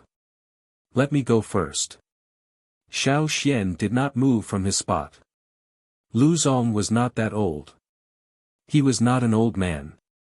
He looked about the same age as Guang Yi. He just learned to call himself old man after coming to Royal City. Lu Zong was stunned, then smirked as if mocking Xiao Xian. Deep down, he was wary. What made this kid so confident? However, if he made the first move, then so be it. Why should he be afraid of this kid? But, you're not going to take out your sword. Lu Zong looked at Xiao Xian suspiciously. Didn't Gongjia Heng make a sword for this kid? Why would I need a sword to deal with you? Xiao Xian continued to stand there. Not just Lu Zong, but Xiao Xian's words made Black Bear and Guang Yi frown. The people around them were spitting on the inside. That kid, he's too pretentious. Xiao Xian's reaction made the Lu family members wonder. Something was wrong. Something was definitely wrong. Were there other Yanjiao people around? Lu Zong glanced at the Lu family members nearby. When they nodded, he did not think too much. Everything was set up. Things were going according to plan. What was there to be suspicious about? Since you're not going to use your sword, I won't use my sword either. He was not used to using a sword anyway. Lu Zong's eyes shone brightly. Totemic patterns appeared on his face, making his face look even more ferocious. The meridians on his arms bulged. His thick legs made a crunching sound when he stepped on the ground. On his interlocked arms, his 10 fingers formed a strange shape, making a series of cracking sounds. It was as if each finger contained an enormous amount of power. His breath turned from hoarse to sharp, like the neighing of a deer. Bang! Luzong's figure leapt off the ground, heading straight for Xiao Xian. His 10 fingers looked like the giant antlers of a ferocious deer in the forest. They carried a chilling murderous intent as they enveloped their target, locking him in place. He was just waiting for the final hit to pierce through his prey. Just as Luzong was about to attack, Xiao Xian's totemic power surged to its peak. Thick blue flames surged out of his mind, passing through the light shield outside the totemic flames. With the force of a tidal wave, it rushed into the bone ornament hanging in front of his chest. His life force suddenly erupted, and a vast amount of power seemed to flow into every muscle, every bone, and every meridian in his body. His muscles felt like they were being pricked by needles. His blood felt like it was burning. His bones were shaking. This was the price to pay for such power. The flame-shaped totemic patterns covered Xiao Xian's entire body. Xiao Xian spread his legs, his right hand reaching out in the direction of Luzong's charge. He was going to meet force with force. He's overestimating himself. Everyone had the same thought. The people of the Lu family were best at fighting head-on. Ji Yan and Ji Jing, who were sitting in the tower, panicked. They had the same idea. They wanted to help Xiao Xian when he was at his weakest. If he agreed to tell them the secret of the farm, they would continue to help. But now, there was no chance for them to help. He was going to be killed. Anyone with a brain would have dodged such a ferocious attack. Choosing not to use a weapon, not to dodge, but to stand there and meet Luzong head-on was the height of stupidity. Did he grow up eating fertilizer? However, Luzong, who was charging towards Xiao Xian, could feel the change in the person standing there. The air around him seemed to thicken, then freeze. It was as if everything was going to be shredded. Luzong's heart raced. He couldn't retreat even if he wanted to. His momentum was unstable. He felt like he was facing a tidal wave that wanted to break through everything. Xiao Xian stood there. After his momentum exploded, it was like an avalanche. It was vast and powerful, crashing towards Luzong. Xiao Xian's arm was covered in flames. They surrounded and formed, covering his entire arm. Guang Yi, whose brows were knitted together, was shaken. He jumped 10 meters away but felt it wasn't enough. He retreated even further. Boom, the two forces collided. It was as if all the clouds were going to be blown away by the roar of thunder. It shook the ground and shocked everyone. It wasn't just scary. Even the giant bear carrying the goods stood up in shock. It accidentally fell backwards. Luckily, it had the goods to support it. It landed on its butt. Visible waves of air twisted, exploding outwards from the point of collision. The stone floor seemed to melt. It started to collapse from Xiao Xian's feet and spread outwards. The orange-red fruit that was thrown on the ground turned into a cloud of mist in the blink of an eye. The ground seemed to have a huge attractive force, and the orange-red mist smashed down violently. It was as if there was a huge invisible palm pressing down from the sky. At the edge of the depression, countless stone shards and dust flew into the air. The strong airflow blew away the gravel and dust. The people of the Lu family who were blocking the city gate were pushed off the ground by this powerful force. When they flew out, they could clearly hear cracking sounds coming from all over their bodies, and blood was oozing out from their pores. Those who were close were affected. Those who were far away felt their scalps tighten. A chill ran down their spines. The tall city walls endured the impact of the wind. It was as if they were facing waves after waves. It was also as if they were being rammed by a giant beast. Inside the tower, tables, stools, kettles, and cups were all sent flying high into the air before falling heavily to the ground, breaking and smashing into pieces. Luzong, who was closest to the attack, was sent flying the moment he collided with Xiao Xian's palm. The people of Royal City looked up, watching Luzong fly over their heads. Their eyes followed the shadow in the air, watching him fly further and further away. In the limited memories of this generation of royal city citizens, the image of Luby being chased by someone with a hammer had long been blurred. But this scene at the city gate was etched deeply in their minds. When the air settled, the surroundings were eerily quiet. Crack, crack, crack, crack, clear cracks appeared on the tall city walls. The cracks were like vines growing vigorously. They branched out and continued to spread outwards. Chapter 452. Inside the tower, the people who were flustered by the tremors froze when they heard the cracking sound. They looked towards the source of the sound. In the tower, where the shockwave had turned the place into a mess, some people were lying on their stomachs while others were leaning against the stone pillars. After hearing the sound, the person leaning against the thick stone pillar gasped for breath. His eyes widened as he stared blankly at the stone pillar, as if he had seen something incredible. A crack appeared on the stone pillar and extended from bottom to top.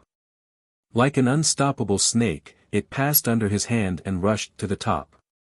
Feeling the trembling under his hand, the person did not care about anything else and ran. Run! This place is going to collapse. As if a line of fire had been ignited, a commotion broke out. Without tidying up their clothes and hair, the people in the tower rushed out one by one. Ka, ka ka ka, rumble, small stones rolled down, and stone chips and dust fell from above. Then, more and more stones fell, and the small stones turned into large stone slabs. Finally, with a loud bang, the large stone slabs that built the tower all those years ago cracked and collapsed. The rumbling sound woke the people of the royal city from their shock. But they did not know what to do. They just stepped back and watched the towers on both sides of the city gate collapse bit by bit. The guards at the city gate saw that the situation was not good and had already retreated. With a loud bang, a large stone fell to the ground, bringing with it a cloud of dust. The people who were close to it saw a blur and had to raise their hands to block it. EC stood on the city wall. His position was very clever. One step away from him, a crack spanned across the city wall, as if separating two worlds. On the other side of the crack, EC did not suffer much impact. And when he saw that the situation was not good, he crouched down and hid behind the wall.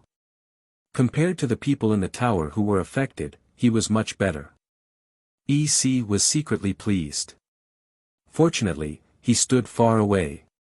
However, now that everyone was panicking, he couldn't stay calm alone. Thus, when the people in the tower hurriedly ran out, he also screamed and ran with Yi Bing. He won the bet, but Yi Bing hadn't given him the money he promised. The Lu family's original plan was for Lu Zong to kill Xiao Xian and be done with it.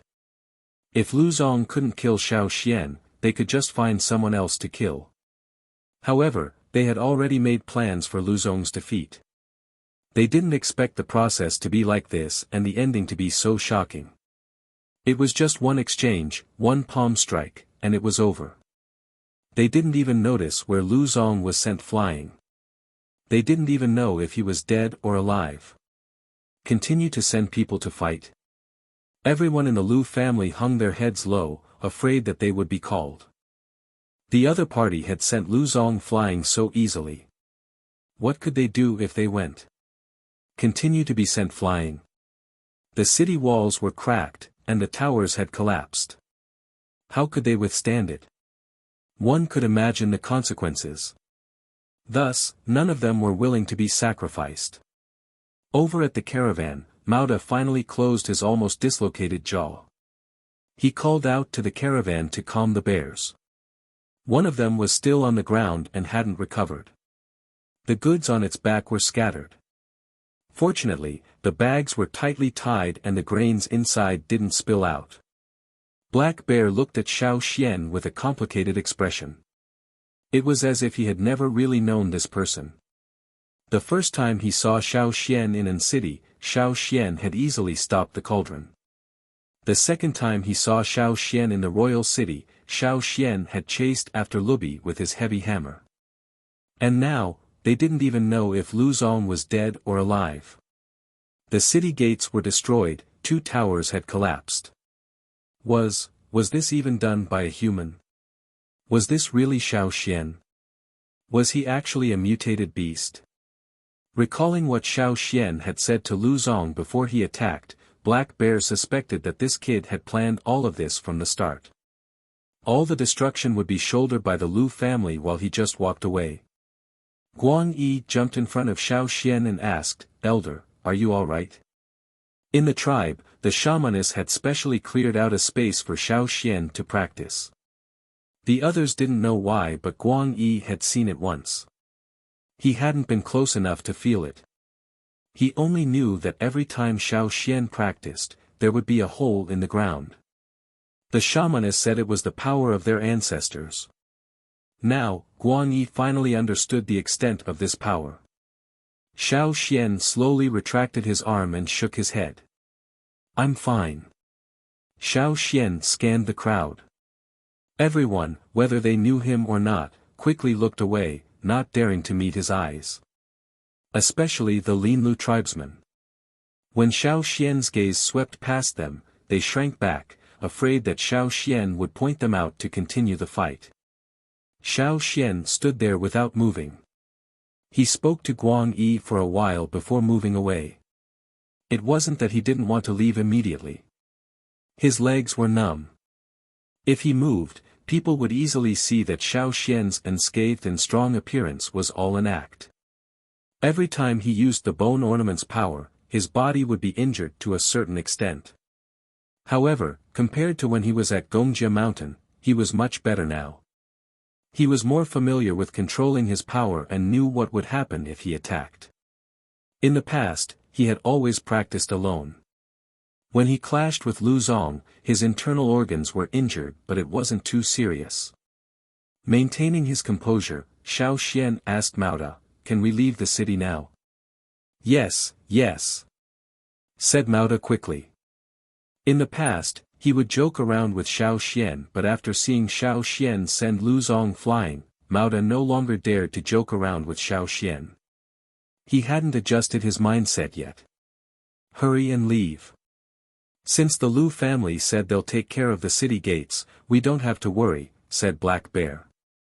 If the group stayed, they might not be able to leave. Xiao Xian thanked Black Bear sincerely and left with Mauda and the rest. The Lu family in the city didn't chase after them and the guards didn't stop them.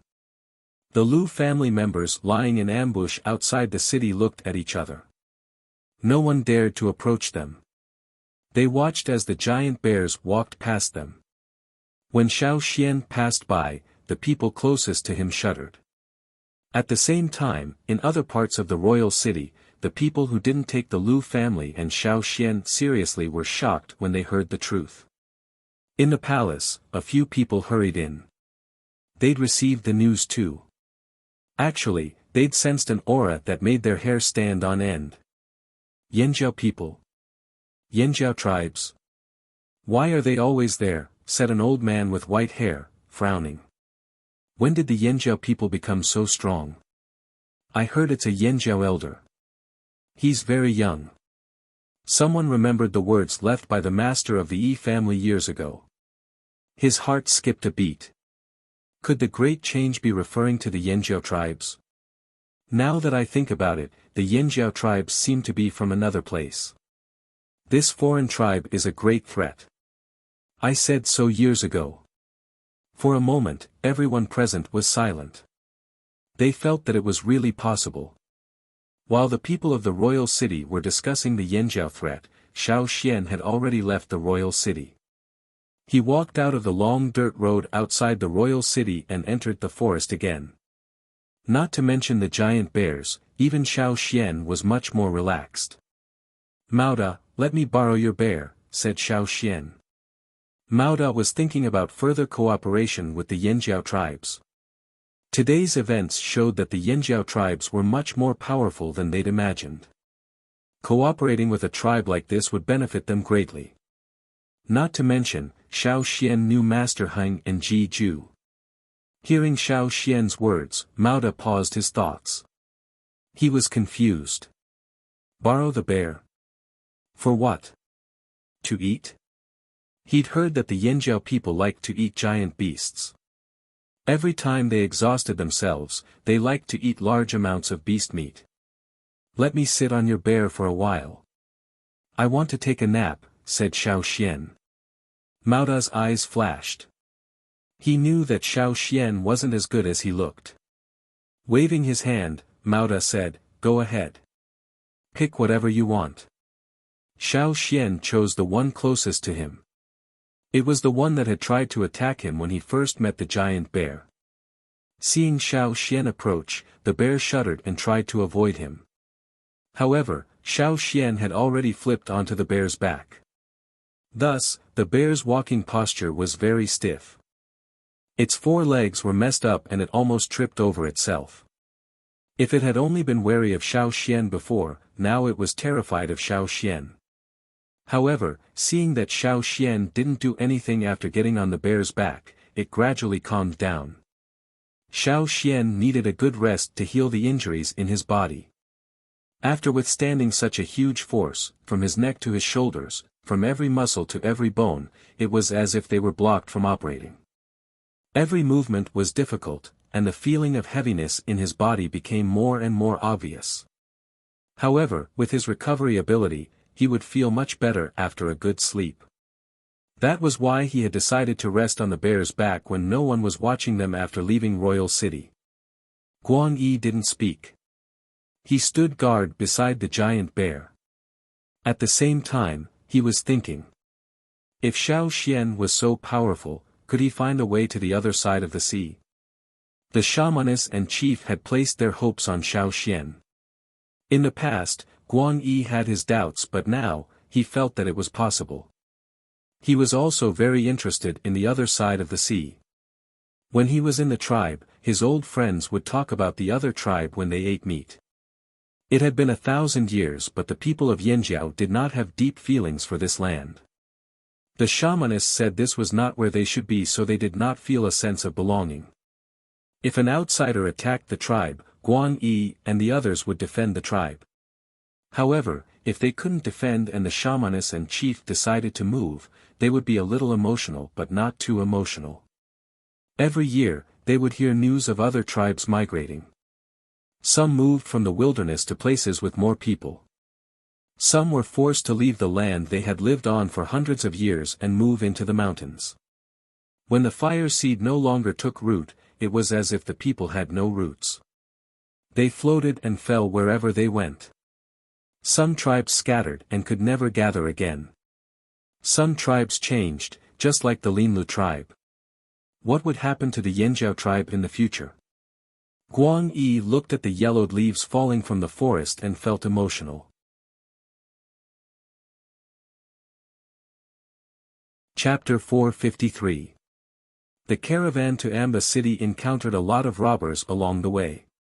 They probably knew that there were more grain shipments at this time, so when they saw the large bags of suspected grain in the caravan, even if the robbers were afraid of the Black Bear caravan, they were still greedy and risked their lives. The caravan never showed mercy to robbers. If they let them go this time, they would continue to be beaten next time. If they knew that they were from the Black Bear caravan and still came out to rob them, then they would kill them. Therefore, in order to reduce future trouble, the caravan's people were absolutely ruthless. However, there were many robbers every year. When one group was slaughtered, another group would come out. Some robbers weren't forced to make a living, they just felt that robbing was easier. The giant bears of the Black Bear caravan, although they looked a little timid in front of Xiao Xian, were ferocious in the face of robbers. Xiao Xian saw the giant bears directly tear people in half several times, but they rarely ate human flesh. If the giant bears were hungry, the caravan's people would find food for them. These giant bears had a wide range of food, from grass shoots, berries, ants, bird eggs, river fish, and so on. Sometimes they would follow the caravan's people to eat the prey they brought back. They would even eat a little of the half-rotten beast's corpse that had been bitten to death by other beasts on the road.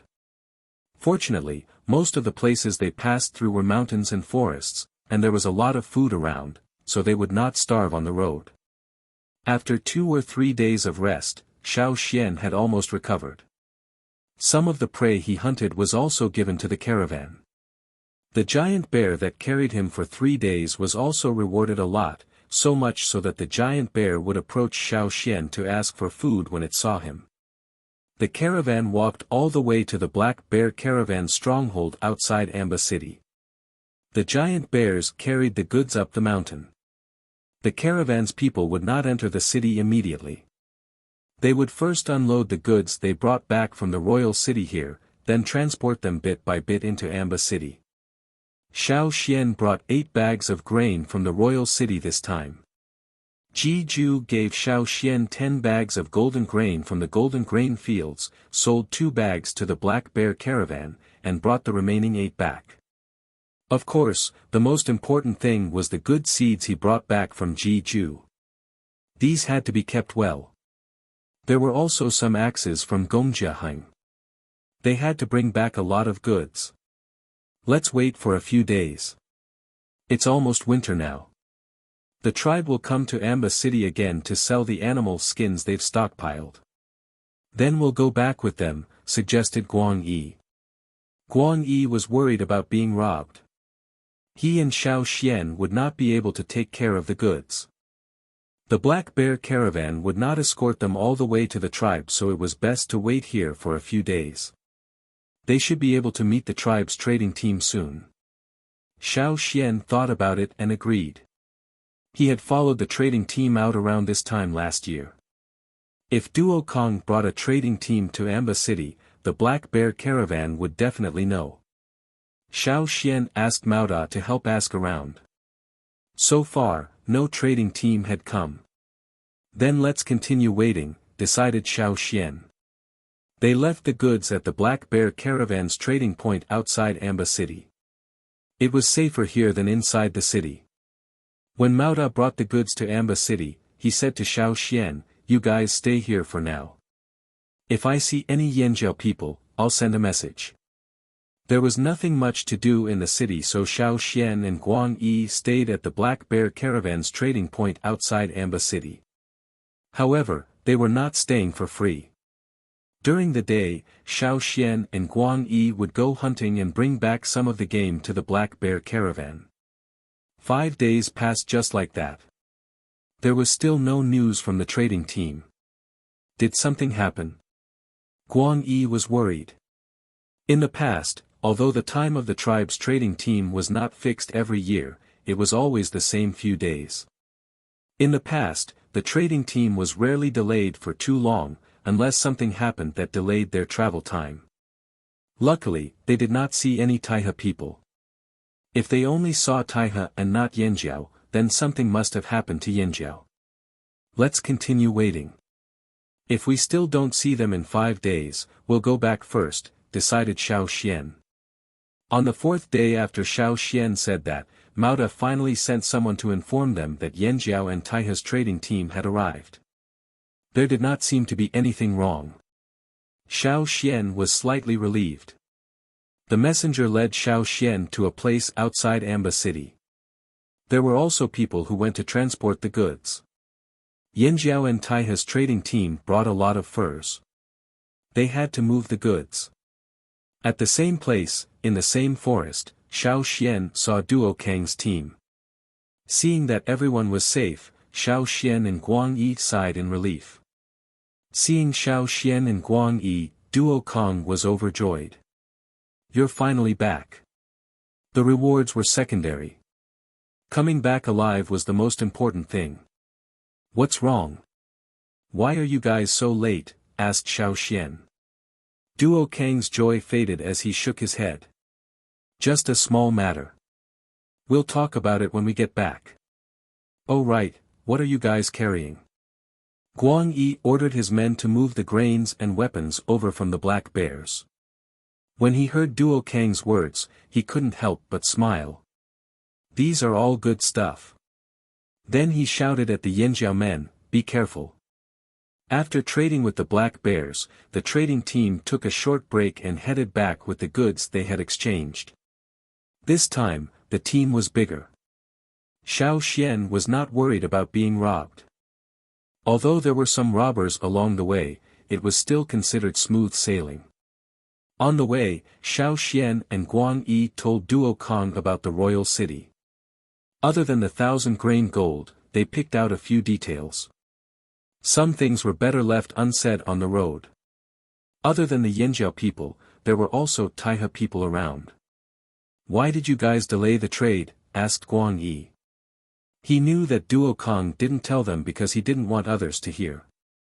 Now that the black bears were gone, Duo Kong didn't have to hide it anymore. "It's about the salt," said Duo Kong. Duo Kong said, "It's because something happened at the salt mine that we and the people from Taihe had to postpone the trade. Most of the salt used by the tribe was obtained from a salt mine. That salt mine was divided among the 5 tribes. Those who didn't get a share of the cake could only trade with these 5 tribes. Yanjiao and Taihe were 2 of the 5 tribes. It was the result of the battle for the salt mine. Other than the Flaming Horn and Taihe tribes, the other 3 tribes were the Fox tribe, Mountain Wind tribe and Shan tribe." Xiao Xian knew about this. "Is it settled?" asked Xiao Xian. Duo Kong shook his head. "The Fox and Shan tribes want to take over the salt mine. Mountain Wind has already fought with them, but they're very determined this time. Plus, they've found some allies. It's not easy to deal with them. No matter what, we'll talk about it when we get back. Let's see what the chief decides. If we're going to war, we have to prepare well this winter." Xiao Xian and Guan Yi grew serious. War was no small matter, especially when it involved 5 tribes. When they finally saw Yanjiao's not-so-tall mountain, Xiao Xian's tense nerves finally relaxed. Whether it was in the royal city or on the road, he always had to be on guard. Here, he could finally relax, as if a weight had been lifted off his shoulders. There were some children feeding ducks by the river. When they saw the trading team, they ran over to greet them. Some of their elders were in the team. Elder Xiao Xian." A child ran towards Xiao Xian, looking very excited. He couldn't even stop running when he reached Xiao Xian. Xiao Xian picked the child up and put him on his shoulder.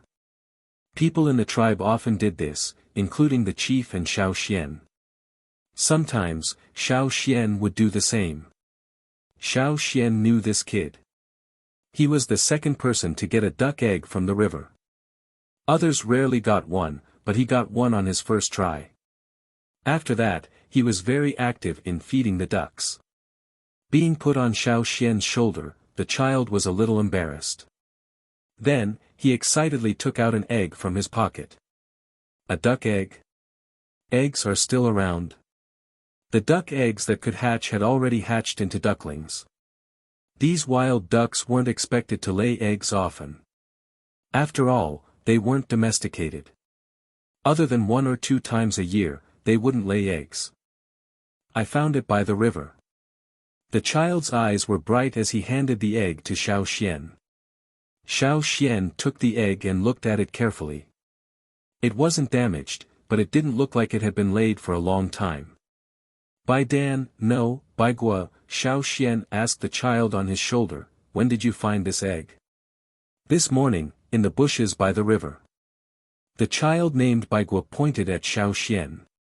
There were more ducks swimming there. There were also new ducks. Xiao Xian didn't know which one had given birth to them. "There are still eggs at this time." Duo Kong was also surprised. The ducklings were all grown up. They hadn't heard of anyone finding an egg in the tribe. How was this child so lucky? "Bai Gua, you should just change your name to Bai Dan. You can find more eggs in the future," Duo Kong joked. The child actually took it seriously. He was thinking about changing his name with his family. "Speaking of eggs, Xiao Xian, go and see that green duck later," Duo Kong said. "That fat green duck?" Xiao Xian was surprised. "What's wrong with it? If it could attract new female ducks, then the fat duck should be fine." Duo Kong clicked his tongue and didn't explain. "You'll know when you see it. It's in the duck shed at the foot of the mountain." The shed you guys built for it. After crossing the river and entering the tribe, Xiao Xian put Bai Gua down. He didn't rush up the mountain. Instead, he walked towards the duck shed. He noticed that while he was gone, another row of duck sheds had been built at the foot of the mountain near the river. There were ducks of different colors moving around inside. He walked into the shed that was built for the green duck. Other than the small door for it, the door for humans seemed to have not been touched in a while. It was covered in a layer of dust. As soon as he opened the door, Xiao Xian felt a murderous aura coming towards him. It wasn't strong, but it was obvious. It was more like a threat. However, the murderous aura quickly disappeared. Xiao Xian looked over. In the nest made of hay, the fat green duck was squatting there. Its wings were spread open as if it was trying to hide something. However, there were too many things under its wings and it couldn't cover them all. From the small part that was exposed, Xiao Xian knew that there were duck eggs under its wings. This duck was incubating eggs. Chapter 454. In the past, only the female ducks would incubate the eggs, and this fat male duck would turn a blind eye when the tribesmen took the eggs from their nests. After the second-generation ducks were born, the fat duck lost interest in them. It would patrol the forest every day, but would not stop for the ducklings. But now, this fat duck was incubating eggs. But where did these eggs come from? The ducklings had grown so much, where did these eggs come from? Thinking about the eggs Bai Gua picked up, could they have been laid by the new ducks? The fat duck stared at Xiao Xian, as if wary of him. With every step Xiao Xian took, it became even more nervous. It even opened its mouth, revealing its sharp teeth. Other wild ducks did not have such sharp teeth, and their feet were not like this duck's either. Other than looking like a duck, there were many strange things about this fat duck. Perhaps, all of its previous actions were not as they had imagined. Xiao Xian did not walk in again. He retreated from the duck shed and asked the person who usually took care of the duck shed. That duck. Its behavior was very strange. After you left, it brought back a few eggs from outside. Then, new ducks came to the forest in front of the tribe. After a while, the patrolman noticed that the ducks were laying eggs. At first, it was the same as before, but one day, a patrolman approached the duck's nest in the bushes and was attacked by the green duck. If he did not dodge in time, his hand would have been pecked, said the person who took care of the duck shed. Did it attack the tribesmen? Asked Xiao Xian. If that was the case, they had to keep a close eye on this fat duck. They could not let it go on like this. Not really. After the patrolman left the nest, the duck stopped attacking. However, the patrolman said that he hid behind the bushes and watched secretly. He saw the duck grab an egg from the nest and fly away. After that, even when the patrolman approached the duck's nest in the bushes, it did not react, said the person who took care of the duck shed. This fat duck is hiding eggs? Xiao Xian was surprised. They didn't know when the fat duck had started hiding. It couldn't have been a temporary move. Perhaps it had started a long time ago, and no one had noticed. But why did it bring the eggs back to the duck shed after hiding them? Did he specially bring it back to incubate? Not only did it hide the eggs, it even snatched them. When it grabs the eggs from the duck nest, if it's seen by the mother duck, it will fight with the mother duck. It was clear who would win if they fought. Those wild ducks were no match for this fat duck. How heartless. Later, the patrolling people went to save the mother duck that was almost bitten to death, and the green duck took the egg away. Only one? Xiao Xian asked. Yes, just one. Thinking of something, the person who took care of the duck shed said, that green duck actually often goes to the duck nest, but after seeing it once, it won't go again. It's like it's picking. Yes, it would choose. Whether it was in the trees or in the grass, if there were duck eggs, the fat duck would go and take a look. Most of the time, it would leave after taking a look and would not go back. But sometimes, it would grab an egg from the nest and leave with it. It would not look back at the nest again. Other than the eggs, it doesn't care about anything else. Xiao Xian asked. Sometimes, if it sees other wild animals in the forest, it will chase them away. But other than the eggs it takes away, everything else seems to be secondary, said the person who took care of the duck shed. After thinking for a moment, Xiao Xian asked, when was the first time you saw it take the eggs away from the duck nest? Elder, not long after you left, the patrolman noticed. Then one day, I saw it going back and forth from one place in the forest to the duck shed to carry eggs. So it had hidden some eggs a long time ago and then brought them back to the duck shed. Come to think of it, if it had started stealing eggs so early, then did anything hatch? The person who took care of the duck shed shook his head. It didn't allow me to go near. I watched it every day, but I didn't see anything hatch. There was no other movement at all. When the fat duck left, he even sneaked into the duck shed to take a look at the eggs, but he didn't see anything different. Eggs laid by different ducks had different colors and patterns, but when comparing eggs from the same nest, there really wasn't much of a difference. I only went in to take a look once. The next day, I was threatened by the fat duck. The person who took care of the duck shed still felt a lingering fear when he thought of the fat duck's murderous look. Worried that Xiao Xian would kill the fat duck, the person who took care of the duck shed didn't forget to put in a good word for it. Actually, as long as you don't go in and touch the eggs, that fat duck is quite easy to get along with. Okay. I'll leave it to you guys to take care of the duck shed, Xiao Xian said to the person who took care of the duck shed. It's no trouble at all. When there are more ducks, we'll be able to lay more eggs. Those eggs are more useful than the ducks, someone said. Duck eggs had many effects, especially in detoxification. They were very beneficial to the tribesmen, but not other ducks. The patrolling men once brought back a female duck that had been killed by a wild beast. After eating it, they found that it didn't have much of an effect. It was similar to the normal birds they ate in the forest, so the tribesmen were very attentive when taking care of the slowly growing ducklings. Walking out of the duck shed, Xiao Xian thought about the fat duck's reason for doing this. He wondered what was so different about the eggs it took away. After all, it wasn't a human. Animals in the natural world had all kinds of strange behaviors. He could only wait and see if those eggs would hatch. Xiao Xian walked up the mountain. He hadn't lived there for a while, so a layer of dust had gathered in his house. However, the backyard was often cleaned. The 1,000-grain gold plants were slowly wilting, but Chi and the others didn't touch them for safety reasons. They planned to check again next year.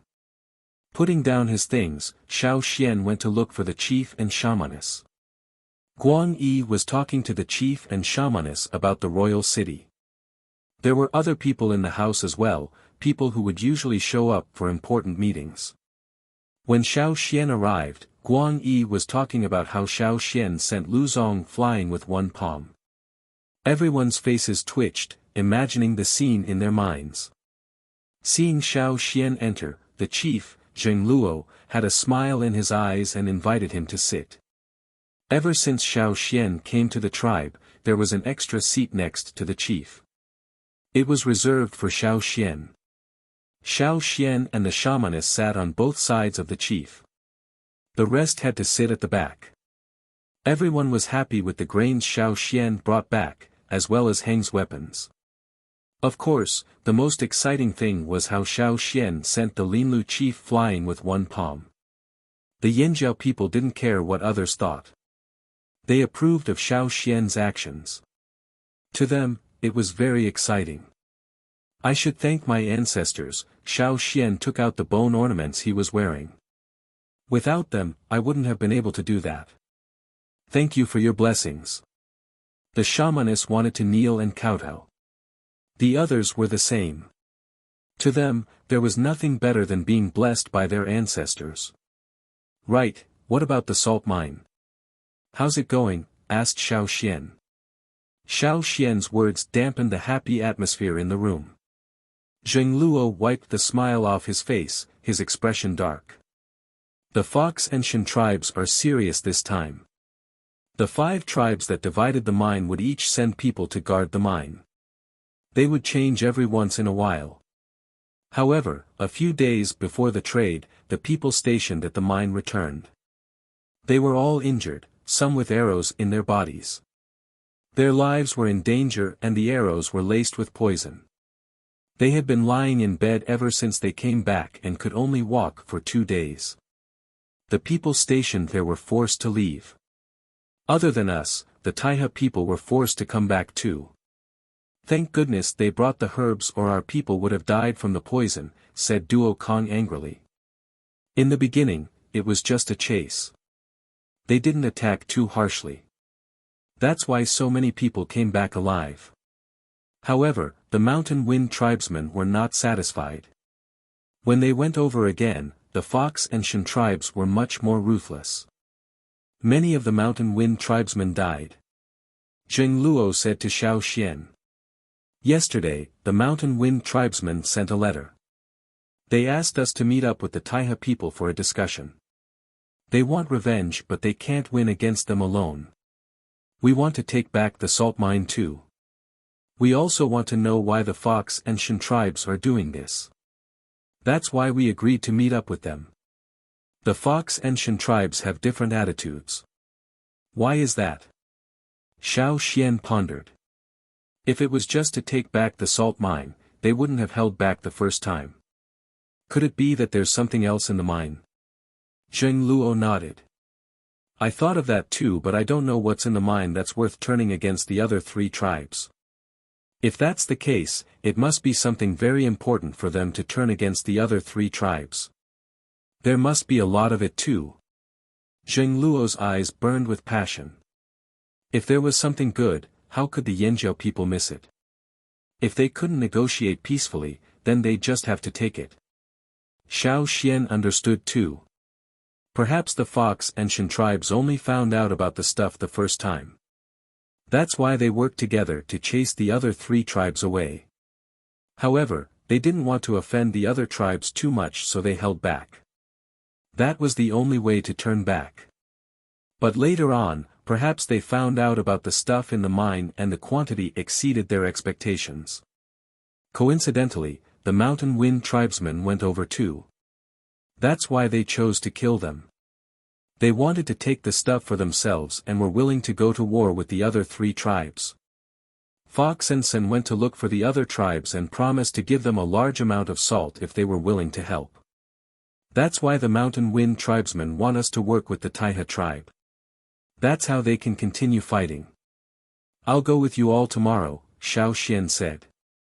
Xiao Xian and Guang Yi's return made everyone feel more at ease. Having 2 more powerful fighters was a boost to morale. However, before that, Xiao Xian planned to ask the people guarding the mine for details. The leader of the guards had been shot several times in order to protect the rest of the team as they left. He had almost died and had been lying in bed since he came back. He must be very weak now. For a strong Yanjiao person to lie in bed for so long, this injury must have turned a strong man into a bag of bones. Xiao Xian was prepared to see a frail and weak man. However, when he followed Zheng Luo, the man he saw was completely different. His face was rosy and he had gained weight.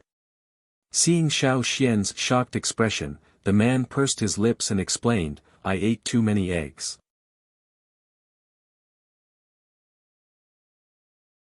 Chapter 455. This man was called Wuxia. On the way here, Zheng Luo had already introduced him to Xiao Xian. Because Wuxia was often stationed outside the salt mines, he did not spend much time in the tribe. However, he would come back during the ceremony and stand closer to the front. Xiao Xian still remembered him. Because of this, Xiao Xian was shocked. In his memory, Wuxia's skin was darker. When the temperature was high, his bare arms and other parts of his skin looked like they were greased by the sun. There were small poisonous insects in the salt mines. After being bitten, there would be scars. If the scars healed and the toxins were not completely expelled, there would be a dent. Wuxia, who was often stationed in the salt mines, naturally had plenty of experience being bitten by poisonous insects. The most obvious sign was his bumpy face. It looked rough, much more obvious than orange peel. However, the tribesmen did not think much of it. They even thought it looked more intimidating and intimidating. In fact, it was true. With this face, when Wuxia put on a straight face, he looked like a giant boulder that could fall at any moment. It was very intimidating. But now, not only were the intimidating dents gone, his tanned skin was much redder. At first glance, Xiao Xian did not know who it was. After some inspection, he confirmed it was Wuxia. Seeing Xiao Xian's scrutinizing gaze, Wuxia was embarrassed. Every time someone came to visit him, they would be shocked. Wuxia looked at himself in the basin and even borrowed the shamanist's bronze mirror to look at himself. It was unbearable to look at. Wuxia felt like he could not face the tribesmen anymore. Without the dents on his face, he did not look like the leader of the salt mines. He was anxious. Seeing Wuxia's sad face, Zheng Luo said angrily, "This is a good thing. It means that the toxins in your body are all gone." The poison left behind by the poisonous insects in the salt mines was very strong. Even the herbs made by the Taiha tribe were not completely effective. Plus, the herbs made by the Taiha tribe were limited. If anyone needed them, they had to trade for them. Wuxia couldn't bear to part with them, so he wouldn't trade for herbs. But who would have thought that she would become like this after eating a few eggs when she was recuperating? As they were talking, a woman walked in with a big jar filled with water. She was Wuxia's wife, Susha. Both of them were totemic warriors and were part of the mining team. When she saw Zheng Luo and Xiao Xian, Susha quickly put aside the large water tank filled with water. She pushed her long braids decorated with animal fangs behind her back and smiled, revealing her white teeth. "Chief and elder are here." Like Wuxia, Susha's face was a lot redder. She didn't look like someone who often guarded the mines. Susha took out another egg and said to Wuxia, "I just got this from the shaman. We'll share it later." Wuxia's family of 4 was him, his wife, their young son and his mother. Wuxia's father had died in a hunt when he was young. There were only the 4 of them now. Usually, when Wuxia and his wife were away guarding the mines, the old lady would take care of the child. When she heard about the accident at the mines, the old lady panicked. When Wuxia came back with serious injuries and Susha's condition worsened, she traded some salt from the shaman for 2 duck eggs. The old lady heard that the eggs had detoxification properties and were good for recovery, so she immediately traded for them. Needless to say, the effect was quite obvious. Susha's injuries weren't serious and she recovered in a few days. Wuxia's injuries were too serious. There were too many toxins in his body and many fractures. He couldn't get out of bed, so he was bedridden. But he could walk now. The toxins in his body were mostly gone too. He would recover faster in the future. Wuxia looked at the eggs helplessly. "I'm healed. I don't need to eat it. You 3 can share it. This is the last one. You might not even get to eat it in the future. The shaman doesn't have many eggs left and you're mostly recovered. You don't need to eat anymore." Susha took the egg and was about to cook it. The patrolling team would give all the duck eggs they found to the shaman. Other people couldn't easily get eggs from the shaman. Wuxia and his wife were injured at work and the tribe had to take responsibility. That was why the first 2 eggs were given to them by the shaman. Later on, they continued to trade for them with salt. Since the Wuxia family was stationed at the mines, they got a lot of salt. Xiao Xian saw a few pots with pointed bottoms in the house. They were open and had a lace border. There was also a pot with a round bottom. These were the tools they used to boil salt. There was also a smaller pot with a pointed bottom.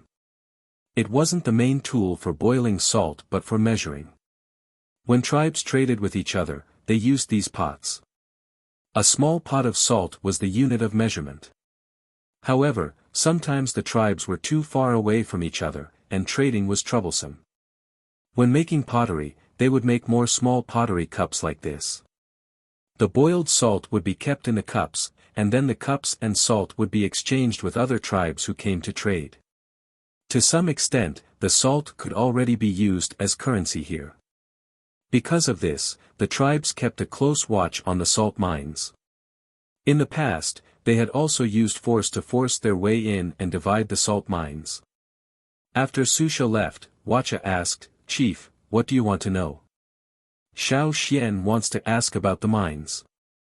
Zheng Luo brought 2 wooden poles over and sat down with Xiao Xian. At the mines, did Fox and Forest hold back when they attacked? Xiao Xian asked. That's right. Even though Wuxia was injured and almost died, he knew whether they held back or not. If they really wanted to kill them all, they wouldn't have had so many survivors. A few days before the change, were there any unusual movements from the Fox and Forest people? Asked Xiao Xian. Wuxia shook his head regretfully. I didn't notice. It wasn't that Wuxia was careless. They were just too cautious. There were 5 tribes guarding the salt mines. None of them would easily trust others. The Flaming Horns and Taiha tribe had a cooperative relationship. Sometimes, they would communicate more, but the other 3 tribes didn't talk much. Plus, each tribe was stationed in a different area. Under normal circumstances, they wouldn't step into another tribe's territory. Zheng Luo had asked the people who returned but didn't get any useful information. So it must be something very important. The person who discovered it was worried that more people would notice, so he tried his best to hide it. Xiao Xian listened to Wuxia's detailed account of what happened, then got up to leave. Chief, Elder, we must get the mines back as soon as possible. We can't wait until winter. Wuxia had dealt with the Fox tribe too many times. He knew how cunning they were. The longer they dragged it out, the worse it would be. They might even lose the mines forever. Don't worry, rest well. Tomorrow, I'll bring people out with Taiha. Mountain Wind has already arranged a place. We'll discuss it in detail. If we want to fight for the mines, we'll do it even if it snows, said Zheng Luo. After leaving Wuxia's place, Zheng Luo asked Xiao Xian, what do you think? It's the same as before. The Fox and Forest tribes have different attitudes. When they attacked the second time, they recruited many people from other tribes to help. They must have planned this. The mines must be heavily guarded now, said Xiao Xian. That's why Mountain Wind's people are at a disadvantage. They were suspicious at first, but when they went to investigate, they found out that the other side's attitude had changed. Of the 50 people who went out to investigate, only 10 returned. Mountain Wind is very angry this time. In the past, they rarely came out in winter, but now because of the salt mine, they've announced that they will fight even if it snows heavily. Zheng Luo sighed, but his eyes were firm. No matter what, we must get the salt mine back. Xiao Xian, go back and rest. We'll leave tomorrow. All right. After returning, Xiao Xian had a good rest. After returning to the tribe, his whole body relaxed and he slept well. When he woke up, all his tiredness was gone. In the morning, Xiao Xian wrapped Gongjia Heng's repaired sword in leather and brought along some daily necessities. Zheng Luo was already waiting for them. Other than Xiao Xian, Duo Kong and more than 40 warriors were with him. However, Guang Yi was left behind to guard the tribe. He led the patrols to strengthen the defenses and prevent ambushes. After leaving the tribe's perimeter, they waited for a while and saw about 50 people from Taiha. They were led by the Taiha tribe's chief. The chiefs of all 3 tribes were present for this tripartite meeting. What's the Mountain Wind tribe like? Xiao Xian was not familiar with the Mountain Wind tribe. Other than the salt mines, the Yinjiao tribe and Mountain Wind did not interact much. Mountain Wind? They're just a bunch of self-righteous people, Duo Kong replied succinctly.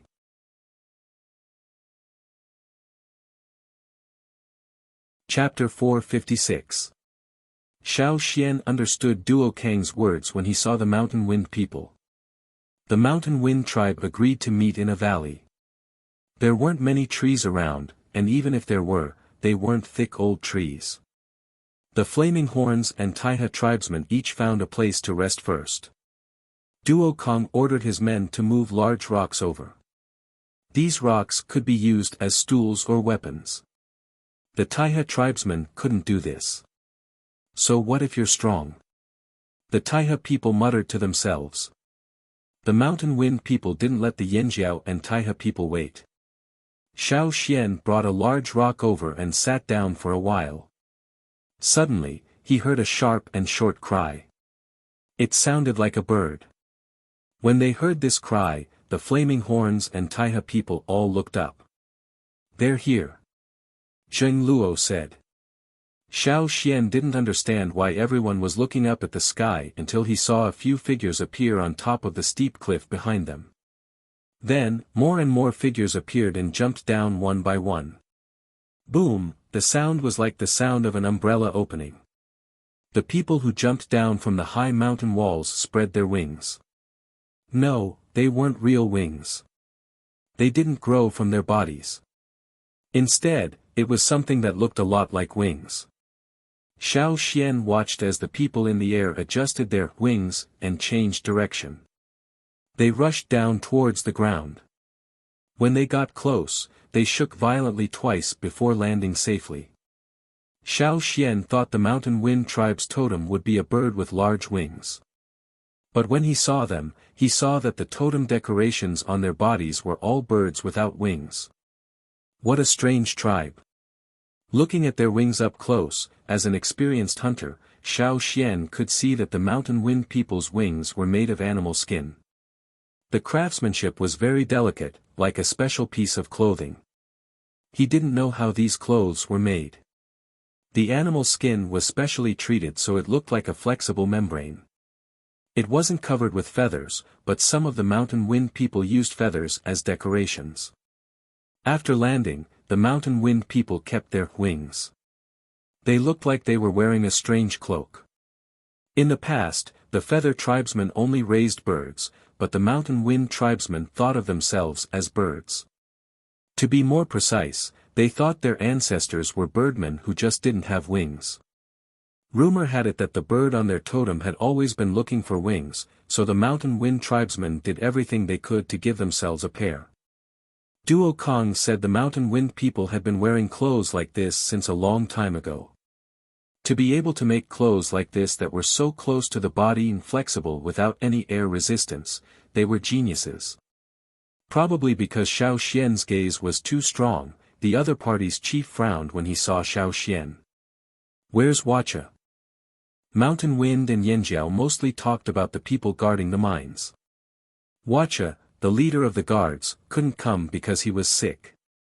He's recovering in the tribe. Zheng Luo didn't say how Wuxia was doing. The Taiha and Mountain Wind people both knew that Wuxia, the leader of the guards in Yinjiao, was heavily injured and almost died. What they didn't know was that not only did Wuxia survive, he was almost fully recovered. Among the people the three parties brought, there were familiar faces and some unfamiliar faces. But now wasn't the time to pay attention to that.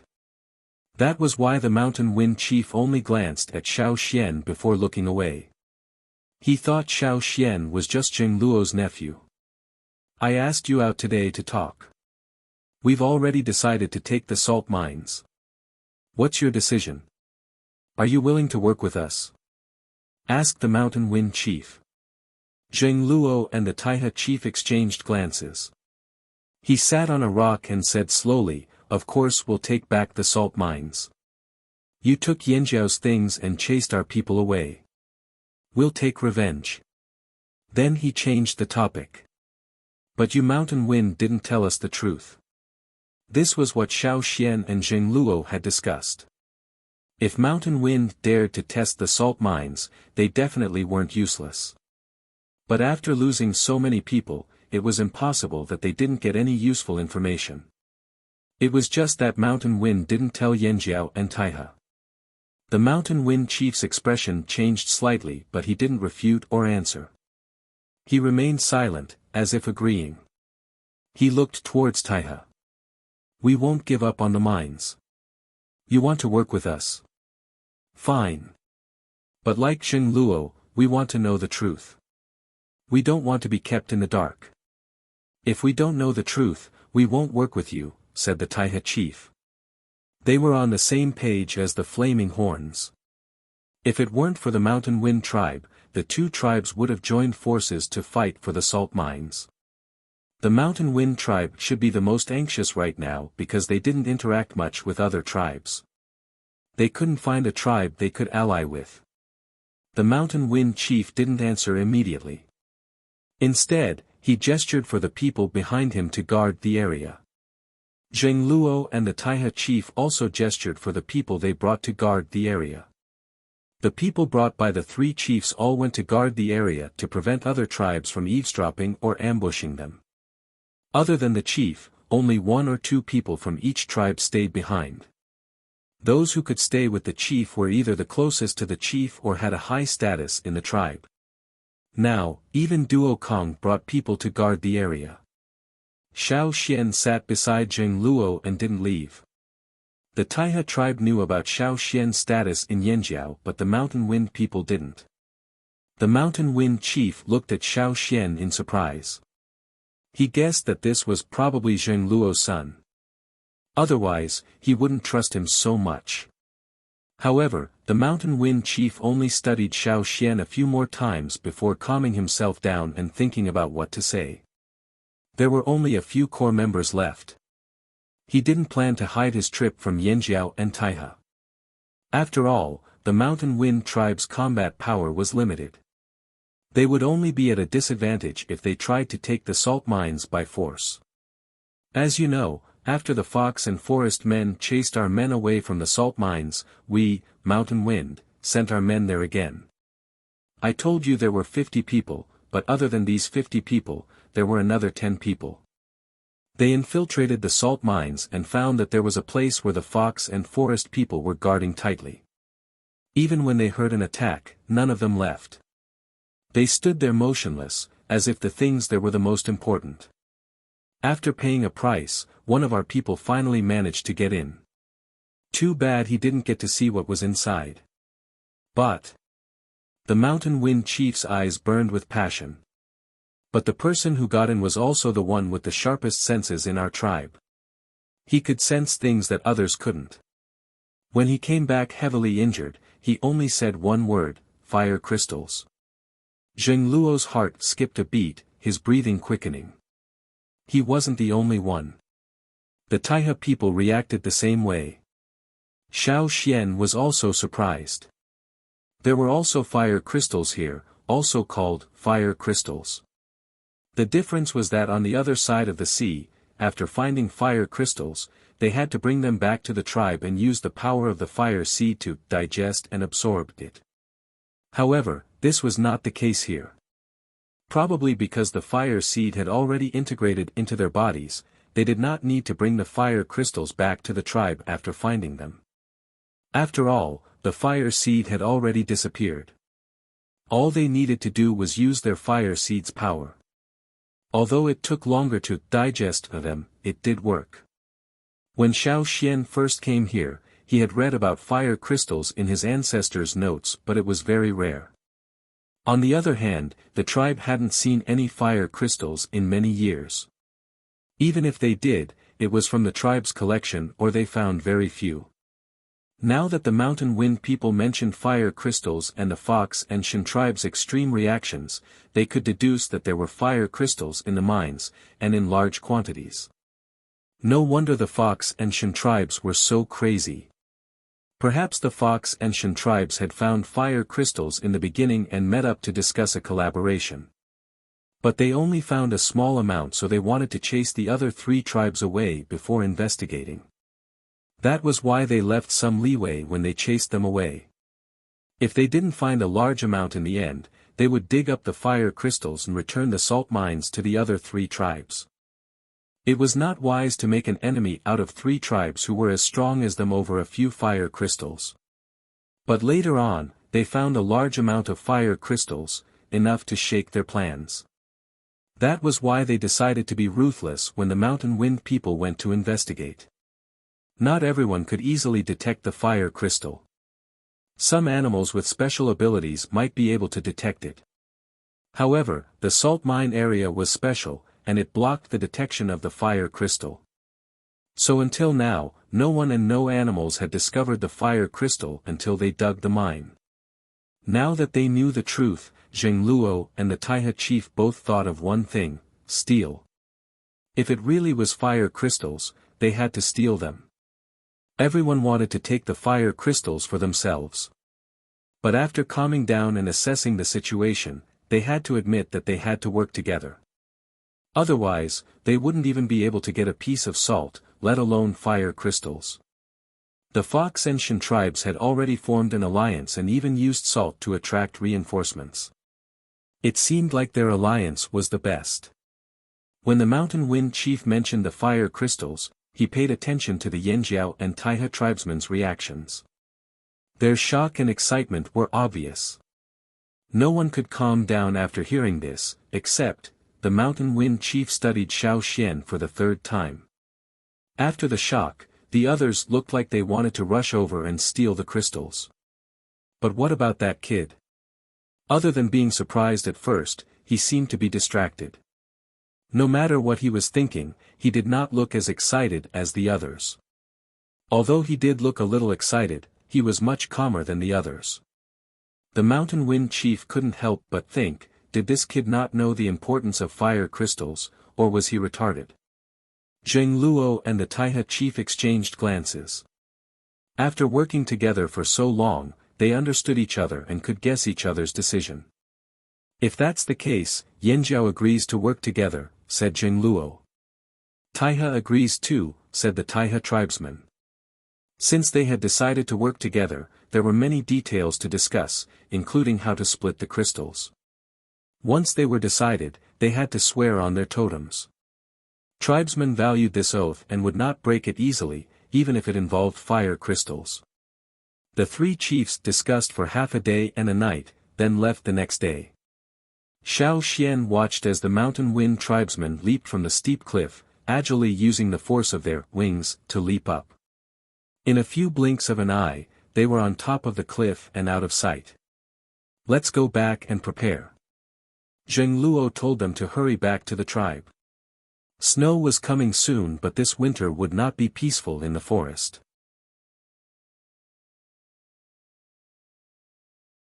Chapter 457. After Zheng Luo brought his men back to the tribe, he gathered all the important people in the tribe for a meeting. He listened to everyone's suggestions and started mobilizing them.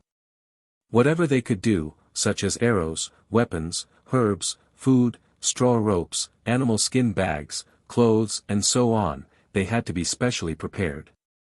The equipment that was originally reserved for winter was no longer suitable for fighting in the forest. Right, let's distribute the weapons we brought back, said Xiao Xian. The others were deep in thought, thinking about how to distribute the tasks to their subordinates when they returned. When they heard Xiao Xian, they all looked up, their eyes burning. Since Xiao Xian was the one who brought these back, he had more authority to decide. On the way back from the meeting, Xiao Xian had told Zheng Luo about the distribution of the weapons. Same as usual, distribute according to merit, said Xiao Xian. There was no way to refute that. Everyone would be at ease if they were given better quality weapons. If they were given to someone who didn't have much ability, it might be easy for the weapons to be snatched away. Chief Zheng Luo and hunting team leader Duo Kong had already used the weapons Gongjia Heng left behind last time. The remaining weapons, including the ones Xiao Xian brought back this time, added up to less than 10. There was a limit to the good stuff, so they couldn't distribute it to everyone. Everyone had to rely on their own abilities. Fortunately, the last time Gongjiaheng came, the warriors of the tribe had been secretly competing with each other. Zheng Luo had seen it all. Hunting, trading, guarding the mines and so on were all recorded, so he had a list of names in his mind. Now, he had a list of people to distribute the weapons to. After listening to Xiao Xian, Zheng Luo listed out the names in his mind. Everyone present could be witnesses. He was not biased. The people Zheng Luo mentioned were indeed capable and had made contributions. The younger generation included Wu Zhan, Tao Zheng, Zhui and the others. The older generation included Zheng Luo's younger brother Zheng Cheng. Although he was a bit rash, it was undeniable that he was strong. Back then, he wanted to compete with Zheng Luo for the position of leader. Unfortunately, he had a bad temper and did not succeed. To be honest, the distribution of the tribe was fair. The shamaness was there to watch the important events. Even if Duo Kong wanted to fight for his son, it was useless. Compared to the others, Duo Li was indeed inferior. Therefore, Duo Kong could only think that he would train Duo Li well in the future. If he didn't work hard, he wouldn't even be able to get a weapon. After assigning the weapons, they said what they needed to say. This was not the first time they had fought. Everyone knew what to do and hurriedly left Zheng Luo's house to assign their own tasks. Xiao Xian went to look for the leader of the mine guards, Wuxia. Now that Wuxia could get out of bed, he would walk around the mountain every day. When Xiao Xian went to his house, he saw Susha chopping firewood with an axe. Wuxia. He's gone down the mountain. Susha turned the axe handle in her hand and chopped a wooden stake into wooden blocks of almost the same size. He wanted to chop firewood in the morning, but I chased him out to exercise his limbs. He hasn't fully recovered from his injuries, so how can he chop firewood? I suggested that he go down the mountain to watch people feed ducks. That bird is called duck, right? Let him see where he gets his duck eggs from. It'll be great if he can raise more in the future.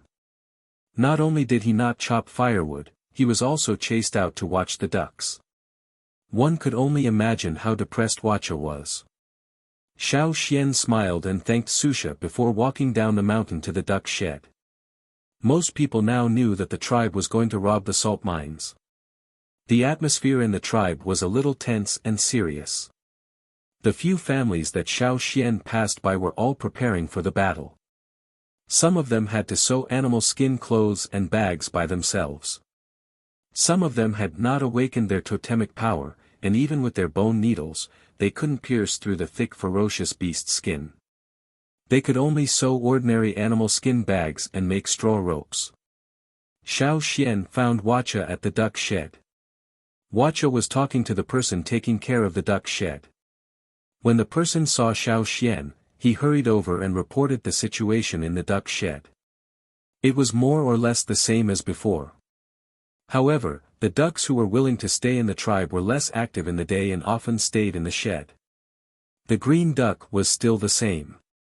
Most of the time, it stayed in the shed to hatch its eggs. Those eggs were especially hard to hatch. There was no movement even after so long. Oh, right. The person slapped his forehead. He almost forgot the most important thing. Elder, you said that if you saw ducks laying eggs, you would send them to a separate shed. I really did find more than one. The person in charge of the duck shed told him that Bai Guo's discovery of the eggs was not an accident. Later on, the patrolling team also found eggs elsewhere. Although they only found 3 eggs, it was still a good thing. Those ducks laid eggs, but they didn't hatch. The patrol team picked up the eggs along with the ducks. Look, the 2 ducks with grass juice on their necks were the ones that had laid eggs recently. However, the eggs found by the patrol team didn't match. It's okay. We can just separate them if we see them in the future. If we take good care of them, they might be able to continue laying eggs in the winter. It's just that the eggs they lay might not have the same effect as before. I see. The person was slightly disappointed. But it was better to have eggs than not. Wait for the ducklings to grow up and continue laying eggs. That's fine, right? That's right. Ha! The person rubbed his hands together, full of enthusiasm again. Seeing that Xiao Xian was looking for Wuxia, the person left to check on the other sheds. Xiao Xian and Wuxia found 2 wooden posts to sit on. Xiao Xian told him why he was here. Salt mine. Wuxia remembered that Xiao Xian had never been to a salt mine before. He explained the history of the mine and the few battles they had fought. Xiao Xian did not know much about the salt mines here. When he was in the tribe, there were salt ponds around. In the beginning, the Yinjiao tribe lived in an isolated environment. Of course, no one fought for it. When he came to the old haunt, the tribe also found a salt lake. Although it was a little far, no one fought with the Yinjiao tribe. After all, other than the Yinjiao tribe, no one wanted to live in the fearsome beast forest. Over here, Xiao Xian experienced a battle for the salt mines for the first time. Most of the salt in the tribe had been processed. When Xiao Xian got his hands on it, it was already ground up and stored in small pots. Because of Xiao Xian's special status in the tribe, he did not need to worry about salt. But now, since the cooperation plan between the 3 tribes had been finalized, it was certain that there would be a battle soon. Before that, Xiao Xian wanted to know more about salt. He had been in a hurry, leaving for a long time each time. He did not know much about the situation here. After returning from the royal city, he did not have the time to ask about it. Listening to Wuxia, he felt that the battles for the salt mines and ponds were all salty and fishy. The salty part was salt and the fishy part was blood. You're tuning into the Han Li's Wuxia Chronicles YouTube channel. We're so grateful for your support and don't forget to subscribe to join us on this incredible journey through captivating stories. Your generosity through donations truly makes a world of difference, as it's the primary source of revenue that allows me to expand and enhance this channel for you. Thank you from the bottom of my heart for being a part of this adventure.